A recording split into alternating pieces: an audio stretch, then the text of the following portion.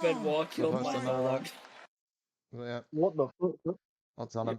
Come back, Alfie, he's on, I don't know, he's on another account, so whatever account has invited you, it's that one. I mean, I don't know how we're supposed to magically telegraph that, but sound, man. Oh, your there you stream's go. offline.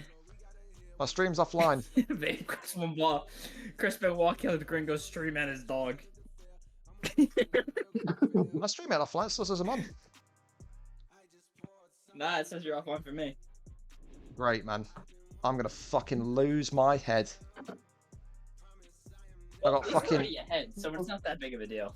Oh, we're here. I'm live still. I don't know. I don't know what the fuck. Oh, I've got one guy telling me that he's on a different account, so he doesn't know who's inviting who. I like, dude, I need some common sense if you're fighting in a league, man. Like, I do.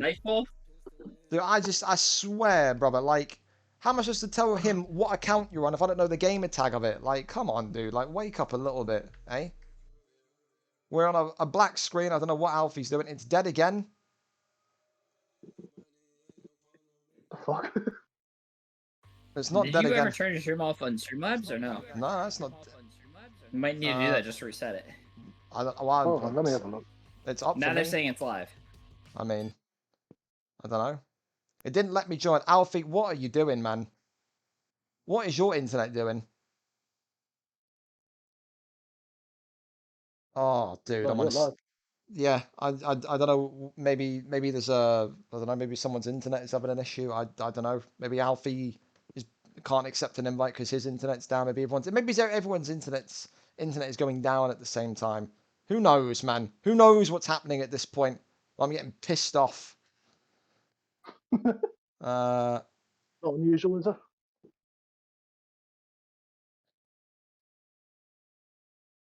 That's going to be annoying because now the VODs are going to all split into like different VODs, man. So great.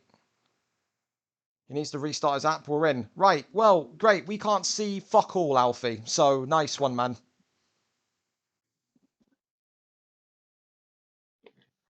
We're going to watch this cat fucking wig its tail from left to right. We'll do that. What a great pick. Jesus Christ. Just so you know, instead you have the Discord showing the DM Oh, between yeah. you and Preston. That's fine. I go back into... There we go. Oh, I'm not even in the call anymore. What the fuck? It kicked me out the call. How? I can literally hear you. I don't know. I don't know. Oh, wait a minute. I know how. That's why I'm stupid. Hold on. I know why. I was in the shower. Well, good for you, man. It's not even showing me pop out of this. And then join this. There we go. Okay. Okay. Finally, we're there. Hallelujah. Hallelujah. No, we're good. We're good. We're good. Wait. This should be good now. Why is it not showing it still? We should be good. There we go. There we go. There we go. There we go. We're good. Fantastic. We're there. Jesus Christ. Technical difficulties with people not being able to get into games, people using second accounts, people using Forrest Griffin. The whole world's lost its mind, man. But we're here for it. I'm just over here fucking doing bicep curls. Absolutely. Thank you again, though, fellas, for the subs. But we're there. So we've got Alfie and Preston. 4-5 record for Alfie. Preston 4-3 coming in late notice because HMS Hazard can't read a date in big, bold, white font. Jared Cannonier and Forrest Griffin. Soren, is there any advantage you can name at all for Forrest Griffin in this fight? I mean, if you see his character model, he is fucking huge. I mean, he can get a jab. You can get a jab from pretty much anywhere. You can get a kick from pretty much anywhere. I mean, if I was to convert this to real life, his biggest attributes would probably be his jiu-jitsu and his resiliency. I'm talking after that, it's gonna be a tall order to get a win with Forrest Griffin. So props to you, man. Well, we're going to see, because again, it's all about kind of statements, isn't it? Statement victories, and if he can get something going with Forrest Griffin in a way where he looks dominant, he looks exciting, then maybe that's kind of be grounds. That's going to maybe be grounds for him to say, maybe I want. Yeah, dude, another big deny too. Gets back up to his feet, and now here we go. Of course. Depending on who you want to win here, Alfie Edgeworth, that's an insult in itself, but there you go. Alfie in the black trunks, opting with Jared Cannonier is going to be the guy that's looking for the knockout on the feet. And as you've seen from Preston, Preston's got some big victories in recent times as well. Preston has defeated Curly 15 when Curly 15 came back into the league. It's one of those ones where if he can get his balanced style going, we really see he's got some denials on the ground. He could well be in a position where he may cause Alfie trouble. Alfie's been sparring some very high-level players, knows exactly how to play against people in a very kind of dynamic way. And this one is kind of one of those fights where you say this is a contendership fight almost. This is as he already rocked him with a big hook here. And Alfie now on the back foot. We talked about how it's going to be difficult for the Forrest Griffin pick to get anything going here. But he's showing something. And for Alfie, it's almost a chance at a revival with his title shot opportunities. We saw, of course, at one stage, Alfie was so close to the gold, didn't get anywhere kind of from that, ended up losing that kind of effective top 5 battle. But then now and against the guy ranked higher than him on short notice, this is one of those kind of fights where right place, right time, you can end up being in the conversation again with a big win here. And he has relentless pressure. Look at him just marching towards him. I think, though, interestingly, again, CJ, same kind of question as the last couple of times I've asked you. We've seen Forrest Griffin earlier on have such good wrestling, was getting the denials off, was getting the kind of flips off. Is he silly to be standing here and boxing against Cannonier? Should he take this back to the floor? What should he be doing? I mean, like, when we were on the ground, Cannonier had a couple flips on him too. Like, he's been able to, Alfie's been able to do well on the ground as well as on the feet. Alfie's just been primarily just dictating the tempo of this fight right now. Yeah, that's a big knockdown though. Oh! Right to the end of the first round. That's gonna dictate. That's gonna give him 100% the first round. Yeah, I'd agree. For Deco, go for silenced. If silenced is there, then take silence. Silence told me that he was late because he was taking a shower. I mean, fantastic from him. It's just, I know, I've got to fight. Let me just go and shower. You know what I mean? Like, yeah, just sit in the lobby with him. We'll be there after this one. He's probably in like that little athlete mindset where he's got to take a cold shower. To yeah, 100%. He's wearing gloves while playing, no doubt as well. I can't lie. Oi, good pull from Alfie. Gonna need to be a little bit calmer though, a little bit calmer. Because I think with Preston, he started off so well, but now he's not appreciated the power of Cannonier, and you saw that at the end of the round. Alfie coming forward with a really good kind of bit of pressure to wake him up. Body kick there coming in, good shots though to the body. I want to fight both same night. Sorry, Deco. No, we've got a card that we've got planned, man. It's not the Deco show. Oh, nice up there. I couldn't give you that. This is said. You have to do that for your TikTok or whatever, man. You're only getting one fight. You in silence. It's a good fight. Leg kick comes off. Nice. Oi. Big hook comes in again. He's getting there, man. He's opening his show for it. Alternating leg kicks at this point. Yeah, he's those openings. I was going to say, so he's working everything, nice. Isn't he? Wins that striking exchange though. Oh my god. Leg kick, that was smart. Yeah, leg check is going to be big as well. He's going to need to consistently find that leg check, because again, this is what Preston's doing. He's again, big uppercut from Alfie, goes low. Alfie 1-2s right down the middle. One thing I'm noticing with Preston right now is he's kind of like, when he goes into the exchange, the first thing he tries to do is he tries to go for a leg kick, and then he tries to just block a little bit to try and stay back. But Cannonier caught onto that quickly, and that's why he checked the leg kick on that. That was smart. 100%. I think still amazed that Preston is still wanting to try and stand and box with Alfie. I feel like he's... that's a mistake. Oh, that's big. That's big. And Alfie somehow survives. Oh, wow. If I'm Alfie, you want to get right back to the feet. Go on, sorry. Get back to the feet. You were dominating there. You do not want to be in this position down here. He's got him where he needs him. He can go up and he can get to the cage and he can work from there from a takedown. If he takes us back, that's even better because that turns into 50-50. And he's got him straight into half guard. Okay, half guard here. We know he can get the flips from here. We've seen that before. Oh, that's great. Into backside though. 50 seconds left. The posture up here could be pretty lethal. Gonna get back on the feet. Showtime, welcome in, man.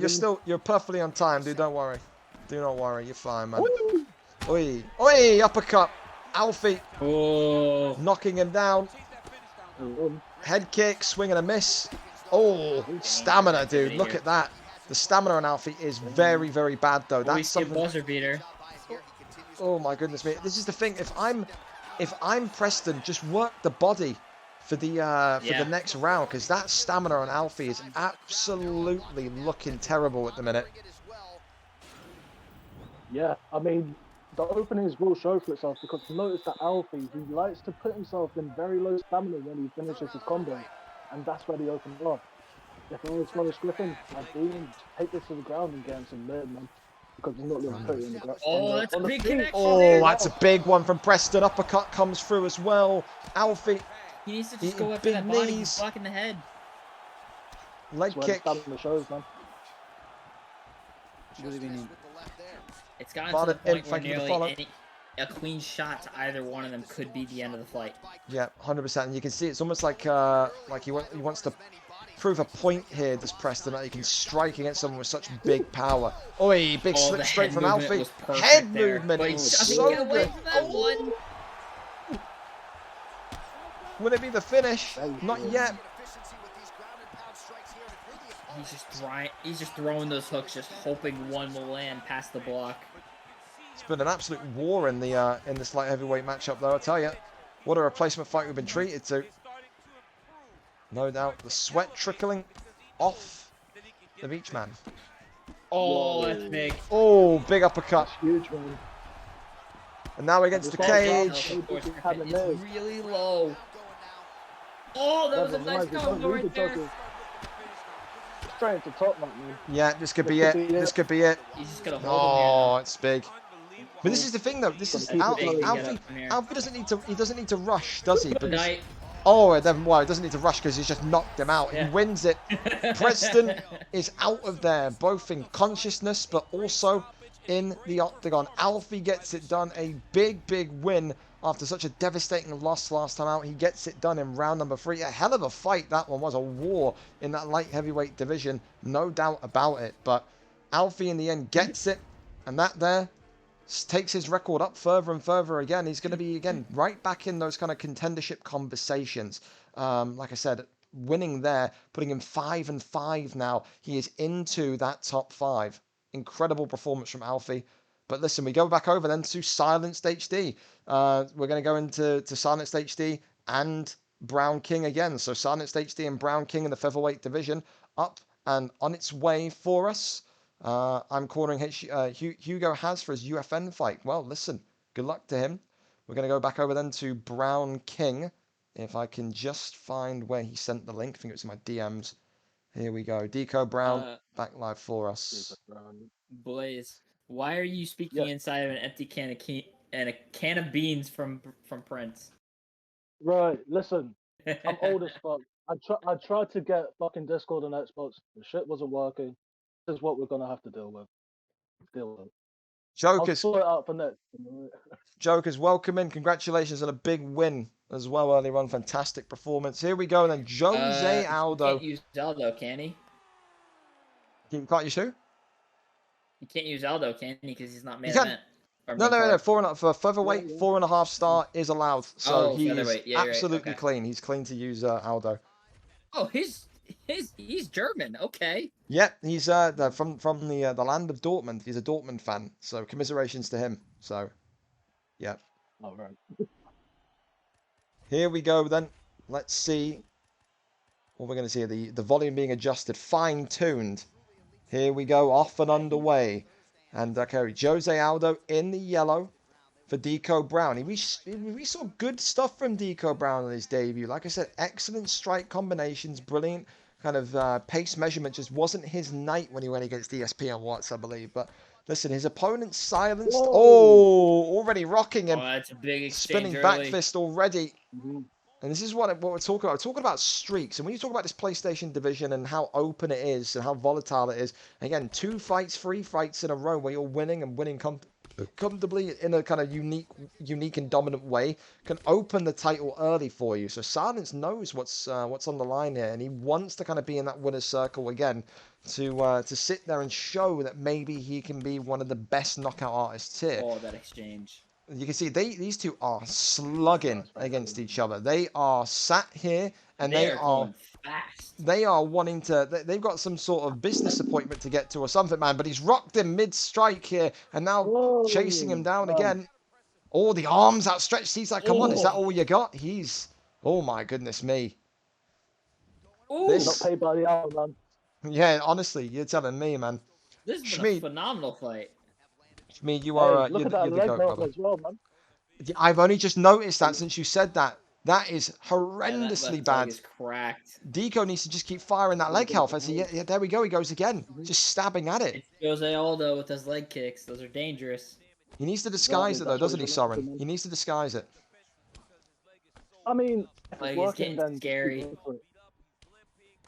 I mean, if it's from the leg, then yeah, I mean, obviously you need to disguise it. But my God, that's going to take away a lot of power. Never mind. That Spinning back fist again. And CJ, that's another sub. Okay, cheers then. Thank you very much for the resub. 5 more bicep curls for CJ. 6 months and a belt on Tuesday eyes. Sends him backwards. Oi, big knee there. Oi, slip straight. And CJ pumps the iron once again. There'll be more pumping here as maybe Jose Aldo wants to pump the leg of Showtime Pettis. Up and away. The issue is he's kind of just targeting that and that only. It's not really disguising it well. Exactly. That's the big thing. Is he's got a lot of damage off through this leg kick, but if the opponent starts to wise up to it, if Silence starts to just completely check the that's a flurry. As well. These are dangerous coming in here early. This is what he did in his debut though. Deco Brown just really pressuring so well. He refuses to stay out of the... finally switches stances. Yeah, he needed that one. It only took him to the end of the first round. And who knows? Maybe Deco Brown's happy with that. Maybe now work on the other leg, the opposite leg for the whole second round. Leg and just keep his momentum just nowhere. Exactly. You can't move anymore. Exactly. You can see he's going for the double taps as well. Wow, listen, a great first round for Deco Brown, damaging the leg so much. If he can damage the leg to the same degree in round 2, then round 3 could be a very, very bad situation for the Showtime Pettis pick. Showtime Pettis has got to check the leg kicks, probably also at the same time, got to maybe shoot for a takedown, just kind of stifle all of this positive momentum that Deco's got going on the feet. But yeah, so far so good for the Jose Aldo pick in yellow.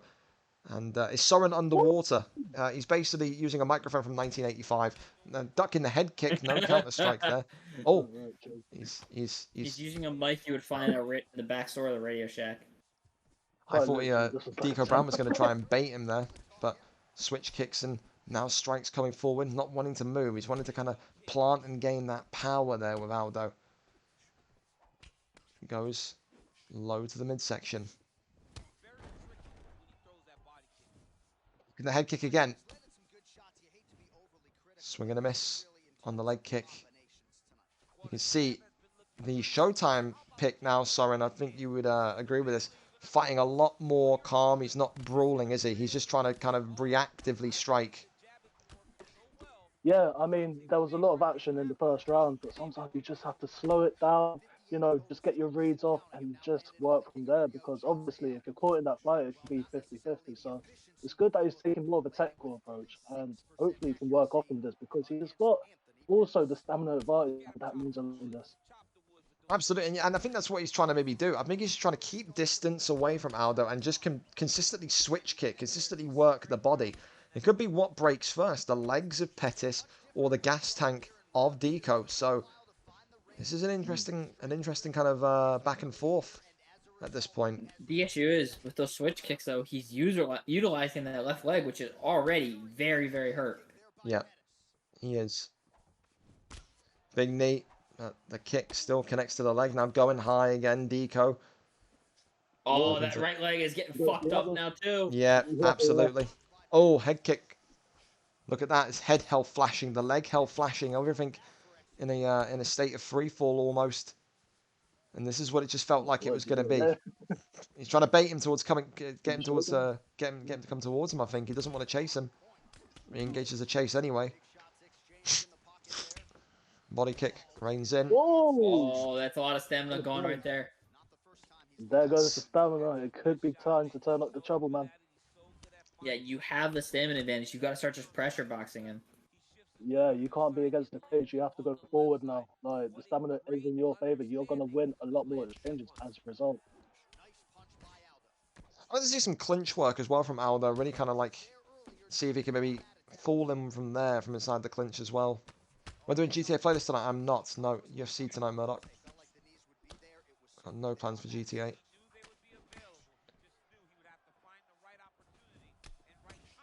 You can see, I think Jose Aldo, Deco, with his stamina now, is starting to... Oh. This could change everything. Oh. Just working everything, man. Yeah. How was Jesus that not a Christ. good night? Oh my God. Deco Brown How was having that a not the end of the combat. fight right there? Yoey, that was Listen, man. one His hell of a head combination. smacked against the canvas. Wow. You think that's a concern or something as to why maybe Deco is starting to fall away a little bit? He's done all that damage, but it just feels like he can't throw what he wants to throw because he is so gassed. Is that the issue?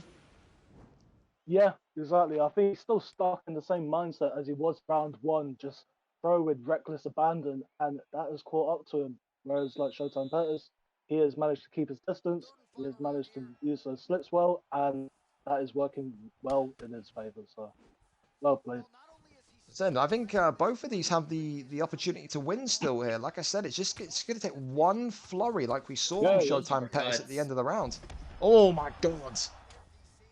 Good catch of the knee there. Both legs are gone for Showtime Pettis as well. Have a look at that. Oh my sweet He is on heavens. strings at the moment. Oi, now working the body. I think if you are Jose Aldo, you have to maybe think about taking this to decision. Or what do you think? Oh, that He uppercut. keeps going for the legs, but never mind. Oh my I mean, God. he's got him thinking with the legs as well. He can go up top very easily. He's pinned him in. He's pinned him in against the cage here, and he's starting to struggle here. Yeah. If I'm Deco. Pettis, I look to take him down and just hope to beat him on the mat at this point. Leg kick there again, checked. Overhand's coming in. Maybe not. He got a knockdown there. Yeah. What a fight we're seeing here on the PlayStation side of things. Still throwing absolute leather at one another. It could. Seriously. Eventually. Oh, I clipped him again. Going low is silenced. Oh, the body's just getting worked now. Oi, swinging and banging. Overhands now being thrown. Ooh. Yep. That's probably smart from him because he knows. But again, the deny equally good. Oh, man. Oh, man. Oh, man. Oh. Oh my word. Silence. No legs, no problem. No legs, that might no have been the greatest problem. comeback ever since Kim Kardashian. Wow. That there, fellas, we have to talk about that one as a serious contender for fight of the night. I'd give it to it at that point. I think you have to as well. I think the fact that he had no leg health, the story behind that, he was being battered in the first in the first round, to come back, keep his calm. Could you maybe make a case, fight of the night and performance of the night? What do you think? Yeah. I mean, performance of the night, if Aldo won it, I would give it to Aldo because he was just piecing him up. It was very technical, and then Pettis just came out of nowhere with that hook uppercut combo and then the overhand to end it. I think we're gonna really good fight. I think we're gonna go for it's another Pettis fight of the night though. So we're gonna take fight of the night away from Smiley and Logan.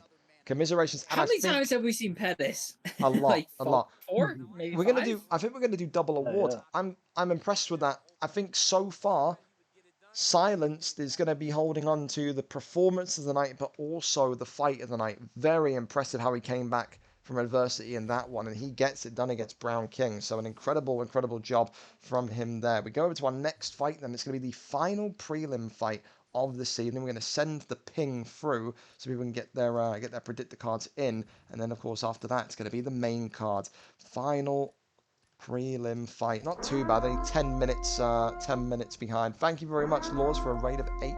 We're going over, though, to our final one. It's going to be Aiden taking on Danny Wyatt. This one, an intriguing one, because, again, it's another one of those situations where you do not know what Danny Wyatt is good at. Completely unknown potential in this young man. Of course, Aiden, a 2-on-1 wrestler, former contender in lightweight, in welterweight. He's done it all. He's got that wrestling, he's got that striking, but tonight he goes in against a guy who is hungry to make his debut.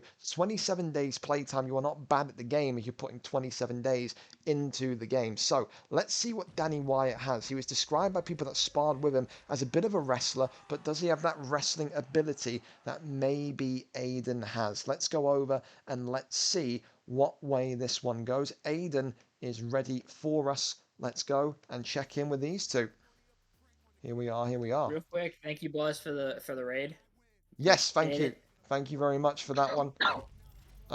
As well for Boars, my side, for the raid as well. So we're both getting raided. We love that. But let's go over here then and see what we've got. So it's going to be... I need to... There we go. Work, damn it. There we go. Yair versus Aldo. Yair and Aldo. My screen was flickering, but we're there. Okay. That's what it looks like. Yair and One Aldo. has ready up, the other has not. Yair and Aldo. I think he's trying to decide if he wants to take Aldo from them. Yair and He's going Yair. Wait, has the stream crashed again? Has it? I don't know. Someone just said, did stream crash? I have ads on your end, but no, I don't think so. Okay, that's fine then. As long as Oh, we're maybe. My ad just froze. No, Connor says, no, it's up. Okay, we're good. Yeah, I have no idea what's going on with that, but we're good. So, Soren, going back to you, Yair and Aldo, it's a typical matchup we usually see. Why is Yair seen by most people as an effective answer to Aldo? Because these two are... Whoa, hang on a minute. We may not have time to speak here. Let's just enjoy the show here, because these two are scrapping. Early, just absolute carnage early on. He was going to always pull guard. Rolling him through into... This is where Aiden likes to come. Dude, this is where Aiden likes to be, though. This is the HUD watch coming out now. The posture up is no doubt going to come on its way shortly. Yep, there he is. Go. So Aiden immediately recognizing the trouble from Danny Wyatt on the stand-up. And now the Kimura here, the chain going to be put in. But the chain. He's looking good, man. He's looking really solid on this here. Aiden's looking very good. The defense isn't looking the best either. I think the submission's off here. Oh, he's got it. I think he's got it. Locked and loaded. Good. Nice. Wow. Give me your arm, motherfucker. Wow. Aiden. Well done by Aiden. Holy shit. Wow. And Wyatt doesn't even stick around. He was probably a little bit offended that the fight started off so well with the kickboxing, and then Aiden just said, listen, wrestling, welcome to MMA. He gets him, he flips him, and look what happens. Aiden gets it done in one. The old typical friend, the old typical weapon of mass destruction, the side control, Kimura, the chain. That's what it comes down to, and Aiden makes use of it in absolute expert fashion. He gets it done in record time in featherweight. He's looking on a roll now. 2 wins in a row in featherweight. 3-1 record. He'll be in firmly into that top 10. Who can stop him when he's got that confidence coursing through his veins? A very, very strong performance from Aiden tonight. Any comments on that one, Simon? Surprised? Not surprised? I mean, I was getting ready for kickboxing extravaganza, but then as soon as he took him down, he denied the few, and then he just got that Kimura just like that. So, I mean, very well played to Aiden. He made the reads, and he just got that Kimura straight in, straight out, and that's another win. No sweat. Absolutely. Well, fellas, it is now time we go on over to our main card for this evening. We're going to get the old matchups here. Again, if you haven't played already in the VFL Discord, go and get UFC tags, then go to the prediction card channel. Get your predictions in, and you can guess or predict who wins all the main card fights tonight correctly. You will walk away with a cash prize. It's been 4 months nearly since we've had a winner. Will you be the person to break the streak tonight? Main card is now live. Let's see what awaits us on here. Some big fights, some big names on the main card tonight, despite it being a UFN.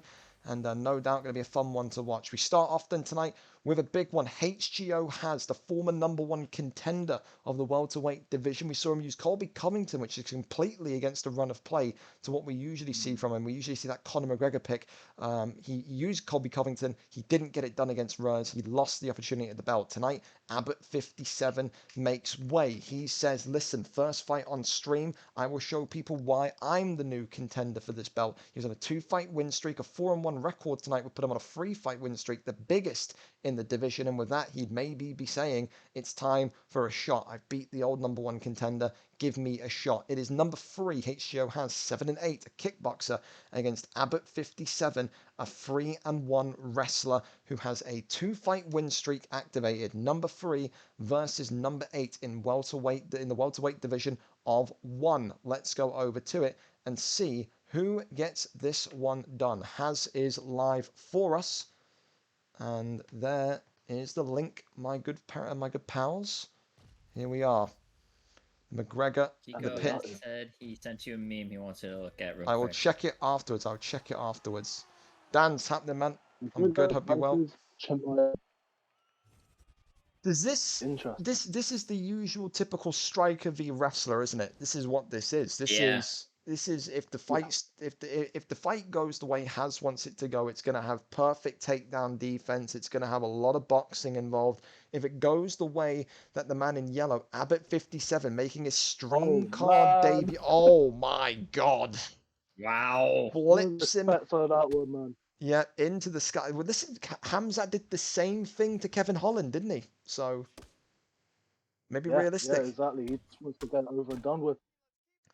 Well, listen, it's not a surprise. Abbott 57, when he came into the league and we wanted to test him to see what his skill level was like, and we put him up against someone at 2 o'clock in the morning to see what he was good at, what he was bad at. We sent in Charge. Abbott 57 fake glove touched Charge then as well. So this is that guy? This is that guy. Yeah, this is that guy in the yellow. So it's incredibly interesting. Yeah, dude, 1000%. And this is what he wants to do. You got to ground McGregor. You got to utilize all of those strengths that Hamzat has. When you are Chimaev against the McGregor, you know that you want to just either really work the body of McGregor on the feet, if you feel confident enough, and go for that kind of gas tank attack method, or go for that decision win. We've seen Paddy Pimblett's in lightweight, for example, take McGregor all the way to decision. Or you want to do this. This is an excellent strategy from Abbott 57 with the Hamzat pick in yellow. Just ground him down and just make him unavailable to move. And if he can't move and he can't get up and he can't get that striking going, you got nothing to worry about. And so far, it's been a fight where I don't think McGregor's thrown a connected hook yet or a connected punch yet, has he, Soren? No, nothing at all. And he is straight back down, no waste time. Chimaev, he just wants to assert his dominance. He doesn't want anything to do with defeat. And I can't blame him. Conor McGregor, he is very tough to deal with out in the stand-up. So fair play to Chimaev, but wow, what a bit of a ratty way to do it, eh? No, I guess. I mean, you're going against McGregor. That's what you want to do. You want to keep him on the fucking mat and just not allow him to do anything on the feet. Yeah. And of course, this is what HGO has had to have expected. When you see a Hamzat lining up against you and you've got McGregor, you have to know he's going to be going for those takedowns. So his takedown defense has to be, high level. It's got to be up there. If it's not, then you could be in big trouble. Can we just talk about McGregor's body health right now? He's just been absolutely worked on the ground. Yeah. Another one. There's a turning takedown, rolls through that time. Good deny there that time for the former #1 contender. Has seemingly on a big comeback trail here tonight. A very dominant and strong round by Abbott 57 already. Big strikes flying down the center. Big hooks trying to get that slip straight is Has. Of course, Rapid, the man that will be fighting for the belt next, in the corner tonight of the McGregor in green, in the corner of HGO Has. Wonder what he'll be making of Abbott 57, because this Abbott fella is on the cusp, you could maybe argue, of being one of the next contenders. You could. Ray, these are live. Woo! Big body kick, exploiting that body health so far. Well, Rayler, welcome in, by the way. Love you, buddy. But for all live fights in a minute. But Soren, this fight, Is there I mean, no knockdowns, no stuns, yes, but that's a very dominant round one, isn't it? That's one of the most dominant Chimaev round ones we've ever seen. Very, very I good mean, from Abbott. if Good evening. we were put in real life, you can easily say that's a 10-8, I think. But since we're in Yeah. the game, Yeah. 10-9, that's fair enough. But now McGregor, he needs to get to work, man. He needs to avoid these clinches. He just needs to get those combos off, get loose, and just get to work, man. Because Chimaev is imposing his will, and Yeah. McGregor, I mean, he's sticking his pro. I think if I'm Chimaev, I'm just working body shots the entire round. B-Fam, thank you very much as well, Farm. Sorry. Wait. Yeah, B-Farm. Sorry, I can't read. Glasses, eh? Exclamation mark Discord in the chat. Then go to the tag request channel. Oh, ask for that's not UFC, either. I give ask up. for UFC Oh, tags, there we and then go you can again. fight, man. Easy as that. I give up. It's not working for me. It's all one word, CJ. Exclamation mark Discord, all one word. There you go, like that. I Thank you, did Prince. that. No, you What the didn't. fuck? Oh, you can't do it as a tag? No, you can't. No. Oh, okay. Raining down the strikes again, though. Fuck off, Ray. It's such a demoralizing place to be if you're in that McGregor position right now. I back. Oh, Trust CJ, me, seriously. another Back. 5 dumbbell curls, please. Crimmy, thank you for the resub. Alright. Pinched fingers, medium light skin tone. Raining down the strikes here. Lauren, I mean, I have to ask you this because I'm struggling to identify how does McGregor win this fight? Not come back in this round. How does he win this fight? I mean, Ray's so fucking if you're confused. McGregor, obviously every time you get taken down, you're thinking, okay, the time is ticking. I haven't got that much time to work with now. Like, it's going from a round and a half to maybe like a round just to get the striking. And you just want to get up. You just want to start pressuring as soon as you can. Show an uppercut, show a front kick. Just disincentivize him from getting a takedown. It's like the only thing I can see McGregor possibly doing to get into rhythm is he stands up, Chimaev goes for a rare body shot and he just uppercuts him. Because this is looking like the most dominant performance for an on-stream debut. Of course, this is not Abbott's debut. He's fought on stream before, but for his first on-camera fight against the former #1 contender who has collected so many highlight reel knockouts, he is making him look silly right now. He is come in and he is doing a Khamzat Chimaev. He's bullying people in this division. Seriously. I mean, you're looking at this and you're thinking, okay, this could be it could be an argument for a title contention. Yeah, the champion Rurs needs to be watching this and be very, very concerned because this guy is looking like he's coming for the belt. But we've seen stranger things, man. We're writing Conor McGregor. HGO has his obituary already. What did we see on Thursday? Pyrite Kip against Crucifix, that uppercut from God himself. He needs something like that right now. He needs that Hail Mary. Round 2. And if this was real life, Soren, if this was real life, like you said, I think we'd be talking about a 2016 right now. I do. Seriously. Yeah, absolutely. I mean, all the advantages you're just seeing for Chimaev. You got the stamina advantage. You've got the body. You got all the health advantages, and you can just take him down at will. So why stray away from something you got? Why not? Yeah, exactly. Just take him down at will and just do what you do best. And here we are, another takedown. Raining down the strikes again. More damage coming in from side control here. Little taps. Works the body. Of course, one man that said he wanted to eventually have that competitive fight with Abbott 57 was Char J. Of course, he's in the same division as Abbott 57. These two maybe down the line could be competing for the gold, but it's just so difficult. He's watching this and he's just like, yeah, I'm not sure anymore. Yeah, maybe. Like I said, this is... I mean, we're talking about this. Oh, hang on a minute. Now we're going to see what his submission defense is like. Maybe if it's... Oh. I think he's going to... The thing is, he comes out, so he has a lot better opportunity to get out of this than Conor McGregor has to submit him. I was about to say, it's very wishful thinking to see that McGregor could actually get stuff against Chimaev. Yeah. It felt like a Hail Mary, didn't it? It felt like a... go for NFL terminology here because we've got CJ. That was like a Tom Brady, 60-yarder right there. That was, this is not to be. Wasn't going to happen. I was gonna The say, only fun way you fact. have it off. Earlier, when you said But Patrick Mahomes and Tom Brady Hail Mary, I was like, fun fact, neither of them have ever completed a Hail Mary in the NFL See, career. that's what you get when you get CJ on. You get NFL trivia. So the more you know. hold on a Now, second. McGregor rolling through. He's got 2 minutes and 16 seconds to get the stop. We're not talking about winning the round. He has to win via knockout or submission, or Chimaev will win this fight. Absolutely. Gets the deny. There we go. A sign of life from HGO has, who would just be feeling like he's got to leave it all out there. Big strikes coming in. Oh, that left hook is very good for McGregor. That's like his best chance in this situation to get a win. He has to get a knockdown here. Yeah, absolutely. Yeah. And now By Abbott. enemies necessary, just get up. And this is the thing, Abbott is just so calm on the bottom here, sorry, because he knows that this is all wrapped up. He knows. So, yep. And that was That's smart. That's the wrong decision there. No, for McGregor, it's the right decision because he's not going to win the fight down there. He's got to hope he can just let a blitz come and, you know what I mean, a bit of wrong head movement from Chimaev. I guess. Something can happen because he's going to lose the fight. I feel like he would get more damage in that posture up position, though, and then he could do the get up. Maybe. It's one of those, you just don't really know until you can see it.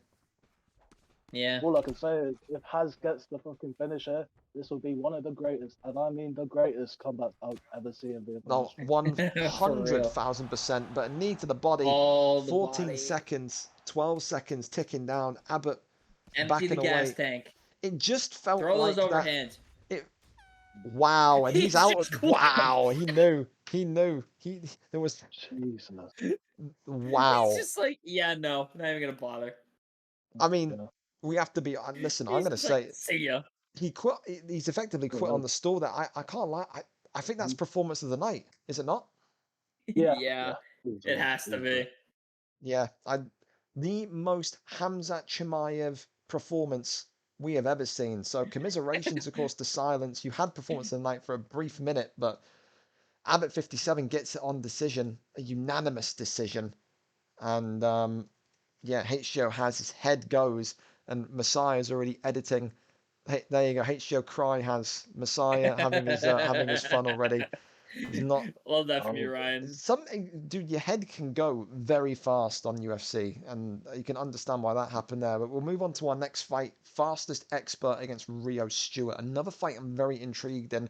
Light heavyweight division, Fastest Expert was, of course, at one point the next contender. Lost the fight that would have got him the title fight. Tonight he's 4-2, coming up against Rio Stewart, who has found his mojo, a 3-fight win streak, a 3-2 Brazilian Jiu-Jitsu artist. How will Fastest Expert's ground game be? Rio Stewart will be hunting for a submission, will be hunting for a 4th win in a row. That would, again, extend his win streak and would put him in a position to say, yeah, the light heavyweight shot, that's mine next, because he wants to forge that undeniable, impossible road to the gold. So, who wins it? Will it be number 8 or will it be number 9? A kickboxer versus a Brazilian Jiu-Jitsu artist. Who gets this one done? Rio Stewart is live for us.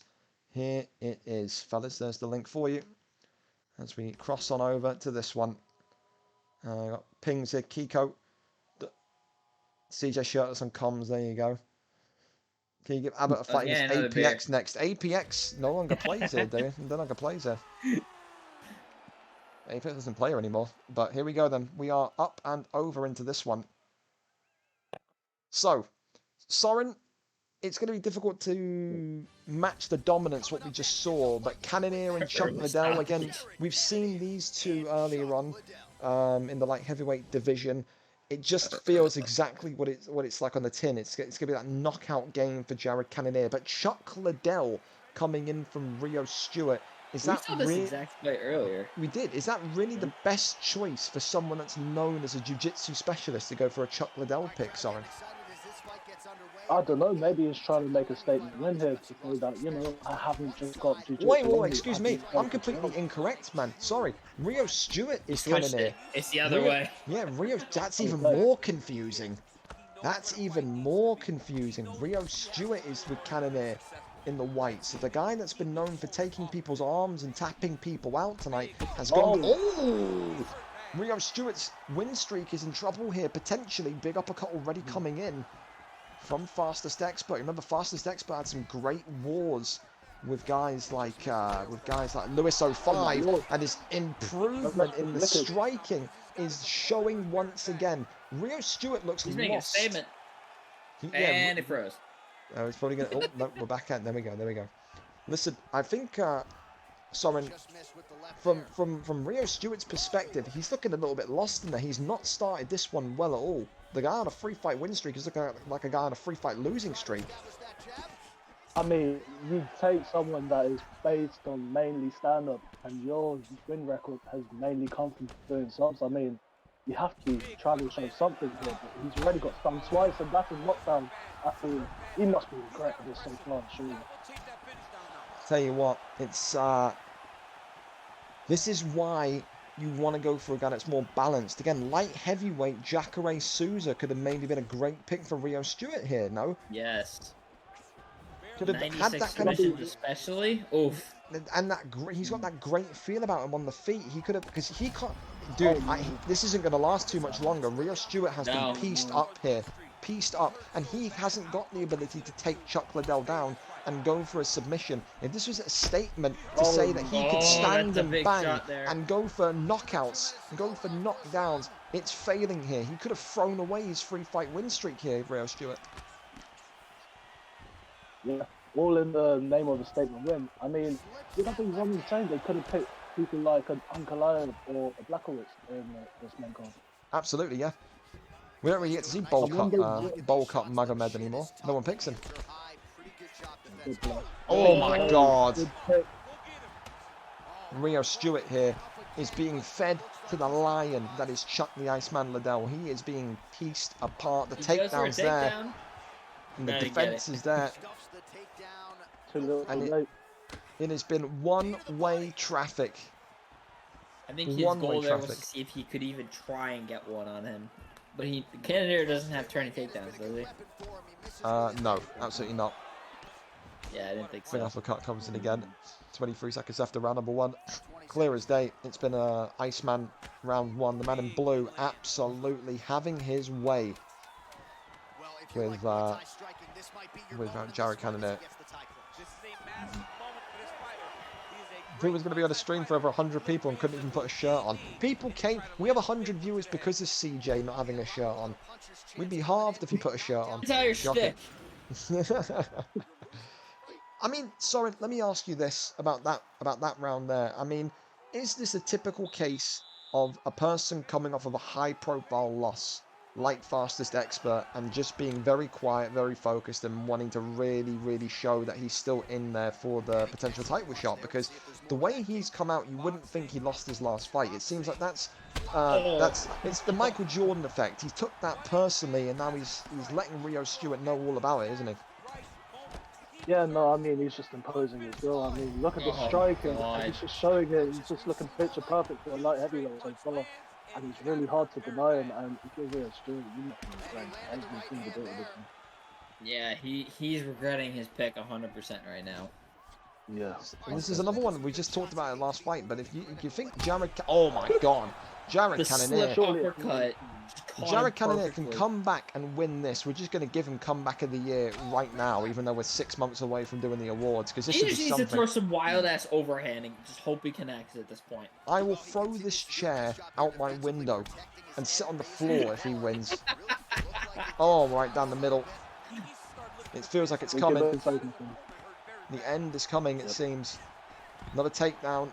And finally the land. But this is what he wants to be in. Has there been too much damage dealt? That's the ultimate question. Goes over to the left-hand side. Half guard is there. Good denies. Fantastic word. This is what Rio wants to do. I thought he was going for the armbar there for a second. I thought he was going to go for the armbar. Listen, this is, look at Liddell's stamina. Look at Liddell's stamina. He's going for the armbar. He's going for the armbar. Oh my fucking God. No. Get the chair ready. No fucking way. No.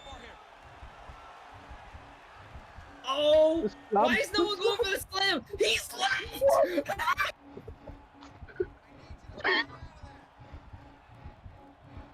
Get that fucking chair out the fucking window. I'm going to sleep, boys. I'll see you later.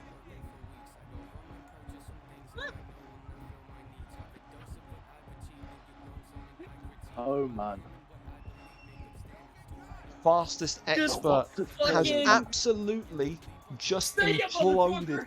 The dude has just imploded in front of 112 people. And Rio Stewart, who was being absolutely destroyed, has won it. We call it by round 3 submission. We have to call that a round 3 submission. A round 2 submission, excuse me. He's typing. GG. Wow. Wow. Fuck. I'm lost for words, man. We're gonna get a post fight. You better honor it. Throw that chair out the fucking window. Oh my god.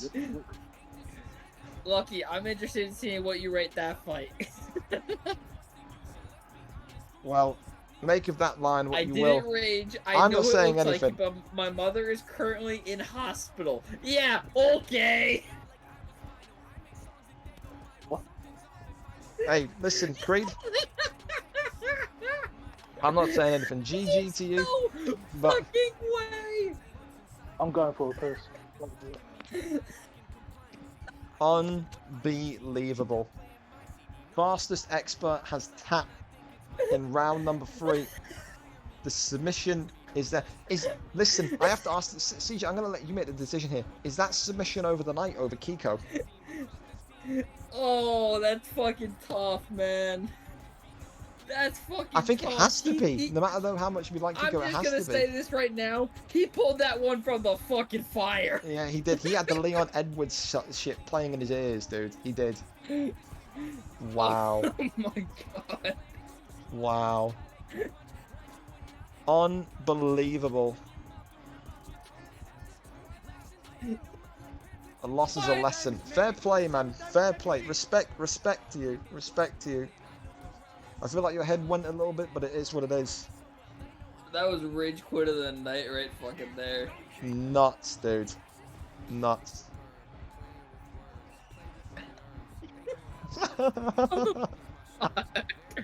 The memes are starting, man. Oh no. This is Oh amazing. no. Oh no. I can't believe That it. has Do to that be the work. greatest rage quit of all time. He's getting absolutely fucked, and then he gets taken down once, put into a fucking sub, and he's just like, nope, I'm out of here. I'm lost for Fuck that. words, bro. That's the craziest shit I've ever seen in my life. You jinxed the fuck out of that by saying I'm gonna get up and throw my chair out the window and sit on the floor. I mean, Hey. come on. It looked like the takedown wasn't even going to happen. He hasn't got any turning takedowns. And He then panicked. as soon I as think it he's. did I think get he's. I think he's a young kid. I think he panicked, and I think the pressure got to him. The pressure ate him up, man. I think that's exactly what happened. Listen, we could sit here and talk about that all night, but we have to move on. We go to our next one. It's Bailey 18 against Chub Naldinho in the heavyweight division. Bailey 18, 9-27, a 5-fight losing streak, all red. He's turned into that kind of wrestling base of recent times, but he's not been able to keep people down. Chub Naldinho showing the world that he's in Division 15 and is learning and developing more and more. Only one loss in his last 5, coming off of a win. Tonight, should he go 5-5, he will propel himself into that top 10 of the division and no doubt be moving more and more closer towards a title fight. Who will win? Will it be the number 4, Bailey 18, who is yet to find a win in 6, or Chub Naldinho, number 13, who is wanting to make it 2 in a row? I respect the fuck out of that dude. He is 9-27 and has not given up. I respect the fuck out of that. No, we all do. Bailey's a lad. Good everyone. Listen, fair play, man. Fair enough. You know, fair enough. Is that the Bailey that's really good at FIFA? No, the other one. Okay. Yeah, that's Bailey Ince, the other one that you're thinking of. Now Here I we feel go. like an asshole. Yeah, you've kind of done it dirty there, CJ. I can't lie, man.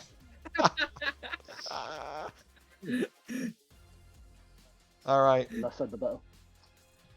We're here, man. We are here. I can't believe that's just happened. Unbelievable. Dude, that was fucking insane. Oh, this is Chubb's fight? Oh, if Chubb loses, I'm roasting the fuck out of him. Here we go. Cyril Gahn for Bailey 18, and I think, wait, is that Bailey 18 or is that Chubb? My camera's No, right. it's Chubb going with 0. Okay, so Chubb opting with Garn, and Bailey opting for Alexei Oleinik, even though he's got a main card spot, sticks with that Alexei Oleinik pick. So that's still got some sort of merit to it, though, doesn't it? Because Alexei Oleinik has decent submissions. Would that be what he's looking for? I mean, it's without shadow of doubt. It's Cyril Gunn. You kind of have to. He's got that old man strength. This dude is about like 50. He's got about as many fights as he has these days. It's crazy, but going with the limit is only one way to get Immediately going for the takedown. I respect it. Yeah, that's what he does. Of course, Bailey 18's caught some heat in recent weeks as well. Bit of a fake glove-touching so-and-so. But listen, this is the biggest test so far that Chubb Nardino has had to face. Of course, he started off very, very badly in the heavyweight division, losing his first 4 fights in a row.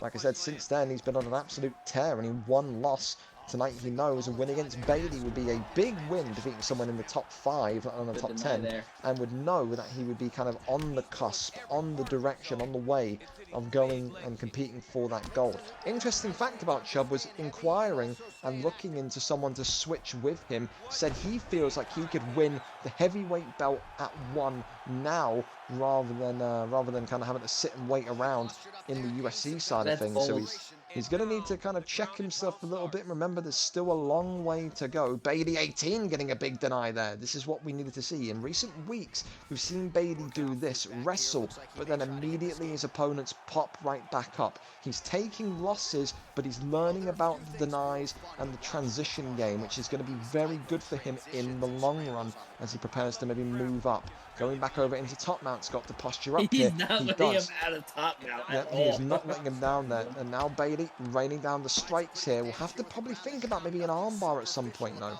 Stamina is low, though, unfortunately. Yeah. Now raining down the strikes again. And now we're going to see.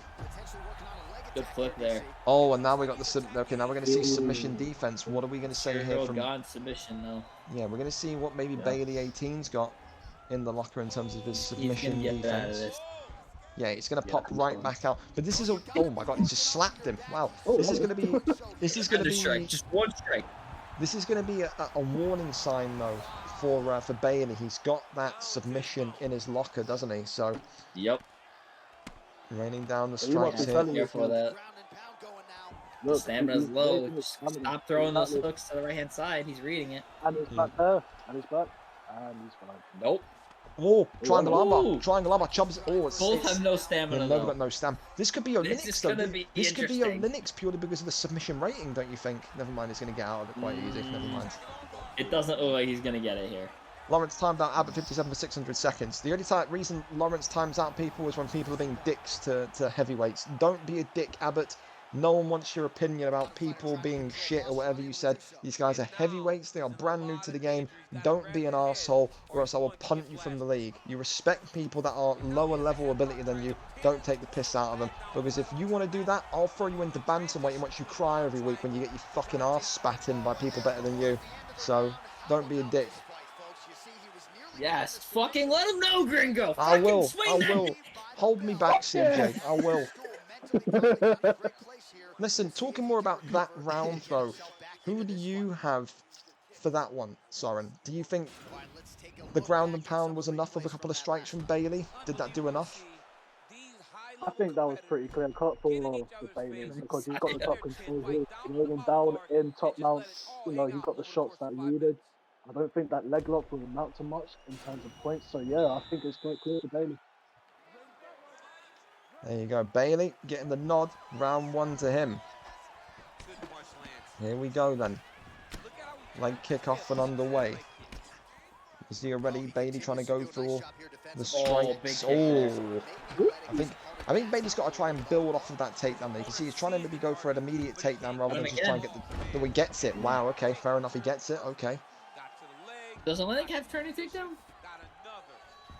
I would assume he does, wouldn't he, son? Where's Rio when you need him? Again, yeah, I would assume he does. Good defense from Chubb. Yeah, good Denying again. it though, that's great job. Yeah, very good from Chubb. Puggers, My brother, how are you? I better see you in the octagon soon. You're wonderful, man. Let me commentate a Tuggers fight. Tuggers, the tugboat, insert last name. It's already written. Your nickname in the UFC has to be Tugboat. Has to be. Bailey knows how to HUD watch because he just keeps going into top mount.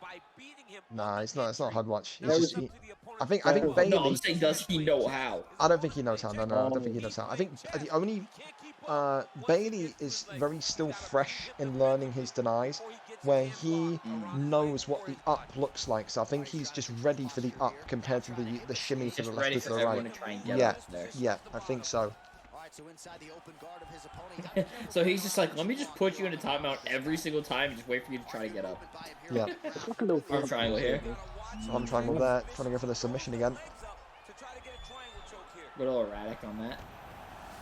But how much would this matter? Because we just saw Cyril Gahn just get that front kick on. Good flip there by Chubb. True. He's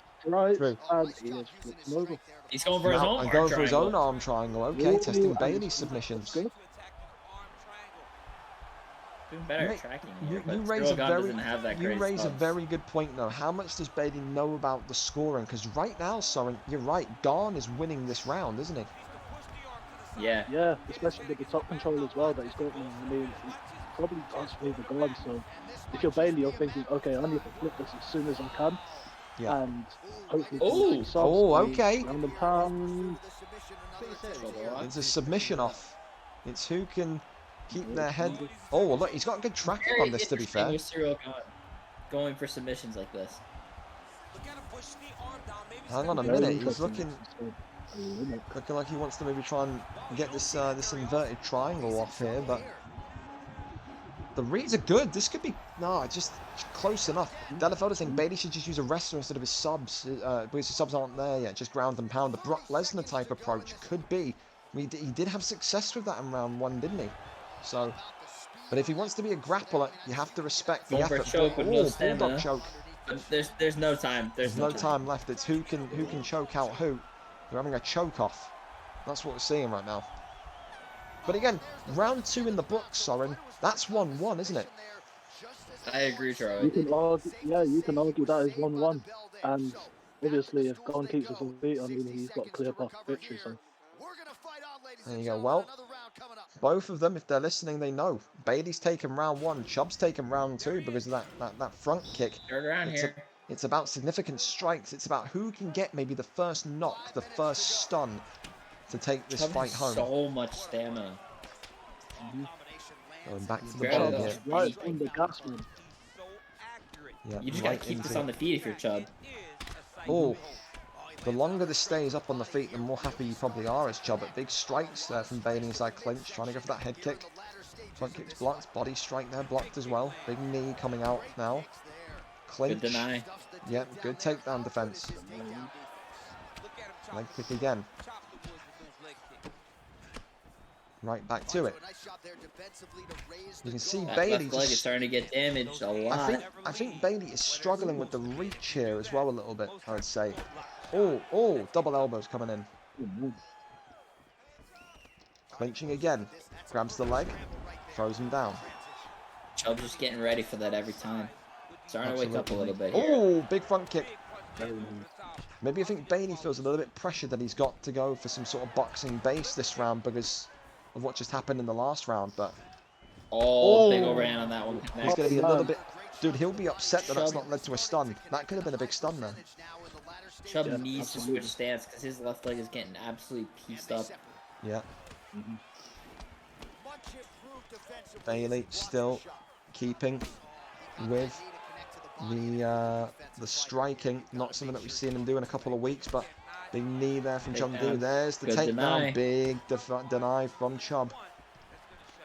Chubb is locked in for this third round. I feel like both of them are showing a little bit of element of nerves, though. You can see Bailey's stamina then backing up. He's just kind of retreating here. 1-2. Great combination there from Chubb. Leg kick again. I think the first, he finally switches stance, and there's the stun. Oh, that's big.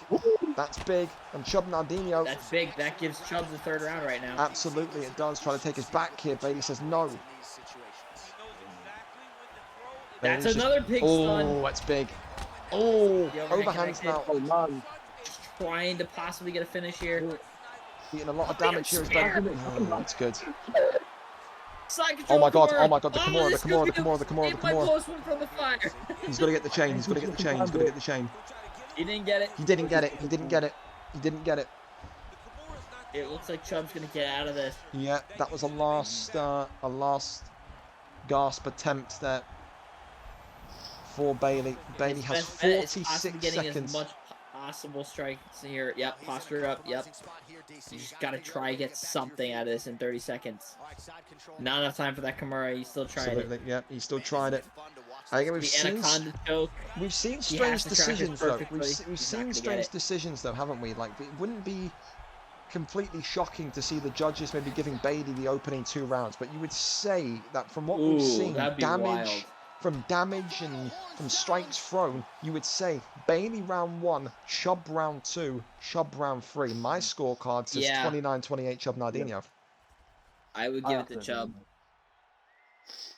Well, let's see if the AI judges agree with us or not, gentlemen. Let's see if Bailey has maybe performed the bank robbery of the century. We're about to find out right here, right now. Linick looking depressed.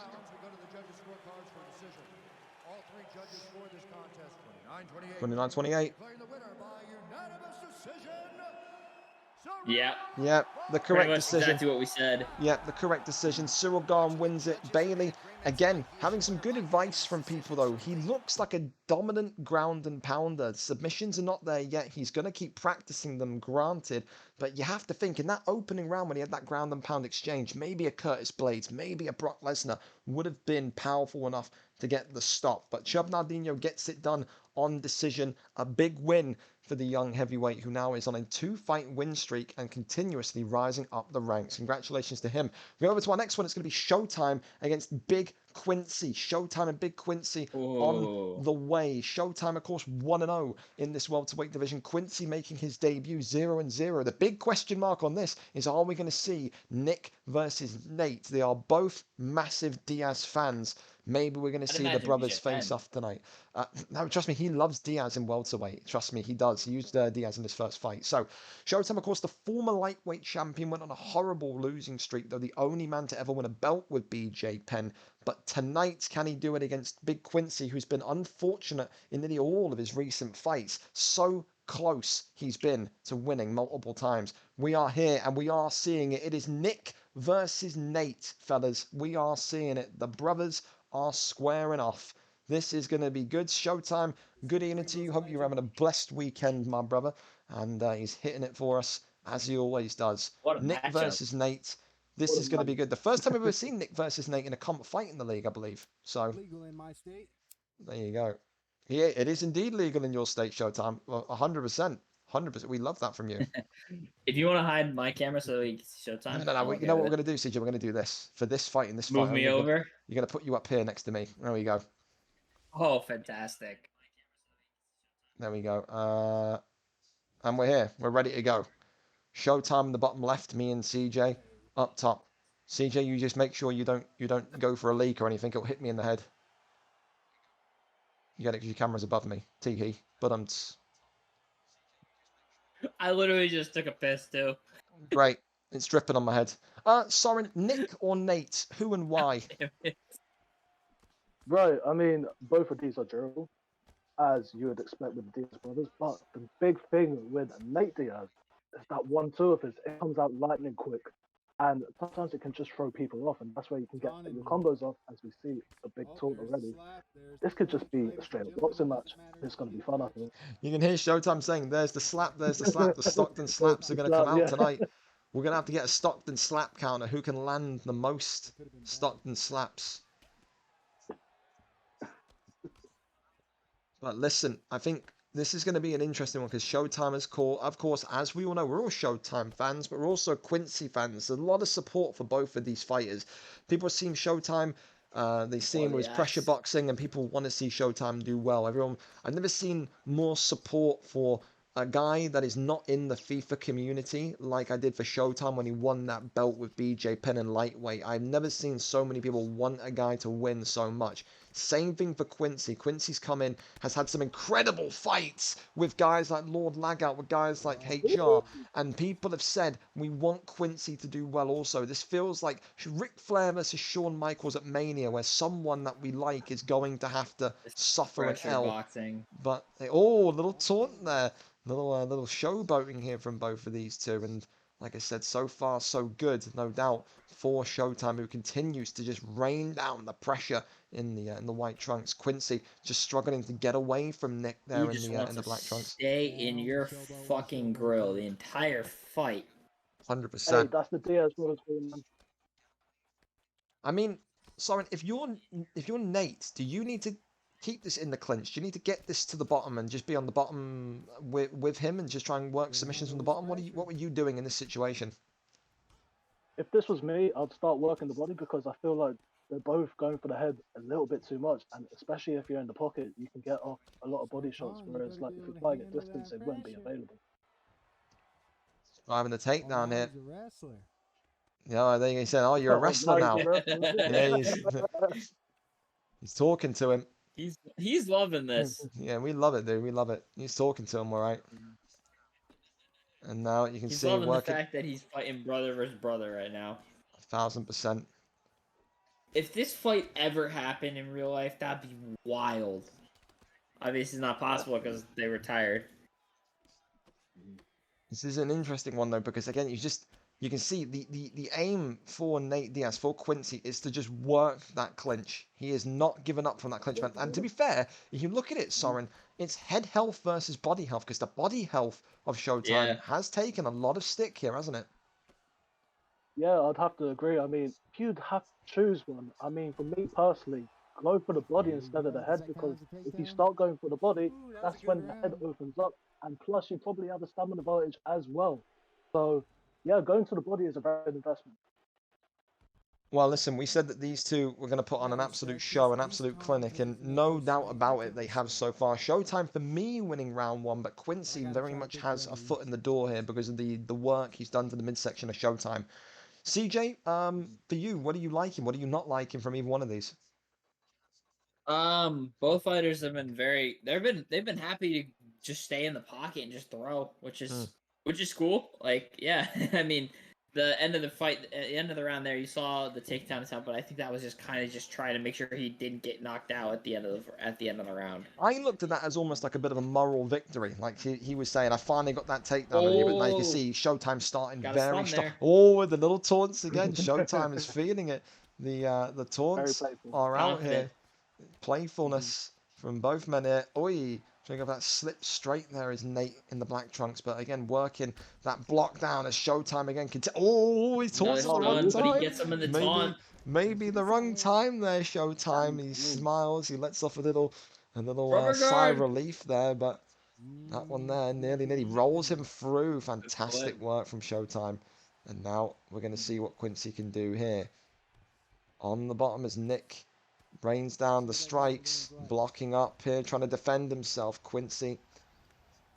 That one there, he's denied. I'm a stand-up fighter, but I gotta keep the top mount here. There you said, I'm a stand-up fighter, but a pretty good ground game. We know, we know. People underestimate and almost disrespect Showtime's wrestling, but very well-rounded fighter. Doing really well right there. So people got to remember, Showtime's got nearly 30,000 fights for a reason. This dude's seen everything, every scenario, probably twice over. That's how well vetted he is in terms of this game. Has he been judo flip KO'd though? Yeah, true. Has he ever stopped and slap KO'd someone? Imagine that happens tonight. Christ. That'd be knockout of the night. Posture up there, now raining down strikes to the body again. Showtime. He's only done it in KO mode. Well, there's no time like tonight to do it again, Showtime. Rains down the strikes again, stopping it there. Nick Diaz on top. Good deny. Nate still just taking absolute bombs here. Drags him back down. One strike away, you could say, almost. Oh, I was about to Oh, Good good. flip there. Good Big. flick. And it's good to know. Well, okay, now we're going to see what Quincy Sark gotta can do. start dealing damage with his elbows. I would have even worked knees from the side control there. Yeah. I mean, Soren, I know you're not Rio, and I know you haven't got that robot brain that Rio has, but does Nick Diaz have as good of a submission kind of game as Oh, what Nate? a flip by Showtime. Let's get it. And he just gets up. Oh, back to the feet. I would tend to believe they're quite equal. That's fair. Oh, double the elbows elbows firing connect. through. Ooh, Oh, we're going to maybe man. see the Showtime Classic here this evening. Seeing it a couple of times. Oh, big ones. Oh Hit him man, with a 1-3-2-5. the boxing is just looking Oh, Head drops him. And against the cage here, he has top Hits him mount top. position, raining down the strikes, and Showtime Got him. has done it. He goes 2-0 in this welterweight division. Pokemon Quincy, Big Quincy, loses again. But He's listen, fucking happy. what a fight, man. What a fight. And you have to say, when we talk about these two, they were at points in that fight very well matched. That's probably one of the more difficult fights that I think Showtime is going to have in this division. We said, didn't we, Soren, when we did weight changes, it's very difficult to point out a guy in welterweight currently that could maybe battle against Showtime on the feet. Quincy put up a good job there. Yeah, I mean, it's very easy to say now that he is in the running for a title shot with that display. I mean, if he's able to pull out boxing as fluid and as crisp against other opponents, then it's going to be very hard to deny him. And his pressure boxing is just like none other in that division. No, trust me, I felt it. Trust me, I did. I felt it. And like I said, as always, super respectful. He gives props to Quincy first and says it was an excellent fight. And that's why he's one of the most favourable people in the league. Showtime, my brother, I will see you later. Fantastic victory. Congratulations, as always. 2-0 in that welterweight division. And the first red corner victory of the main card tonight, breaking up that superstition about the blue corner so far. Move over to our next fight. It's going to be Lucky 13, the motherfucking grave digger, as we know him, against Morgs in the light heavyweight division. So, Lucky tonight goes in as an 8-9 number one ranked light heavyweight. Morgs, on the other hand, coming off of a win, wants to fight the big guys and go for a title shot sooner rather than later. 5-2 win tonight would mean that Morgs would be up into that top 5, which would mean that he is pretty much in the waiting line for a potential shot. He will also have a 2-fight win streak, which also goes in his favour. So, who wins it tonight? Lucky, the 8-9 stam management machine that has had 17 fights in this division as a boxer, or will it be Morgs, the hard-hitting Welshman that has a 4-2 record coming off of a win? The form would certainly indicate Morgs. Will the pressure get to Lucky as it's done in recent fights, or will he ride the storm tonight? We're going to go over to it and see who gets this one done.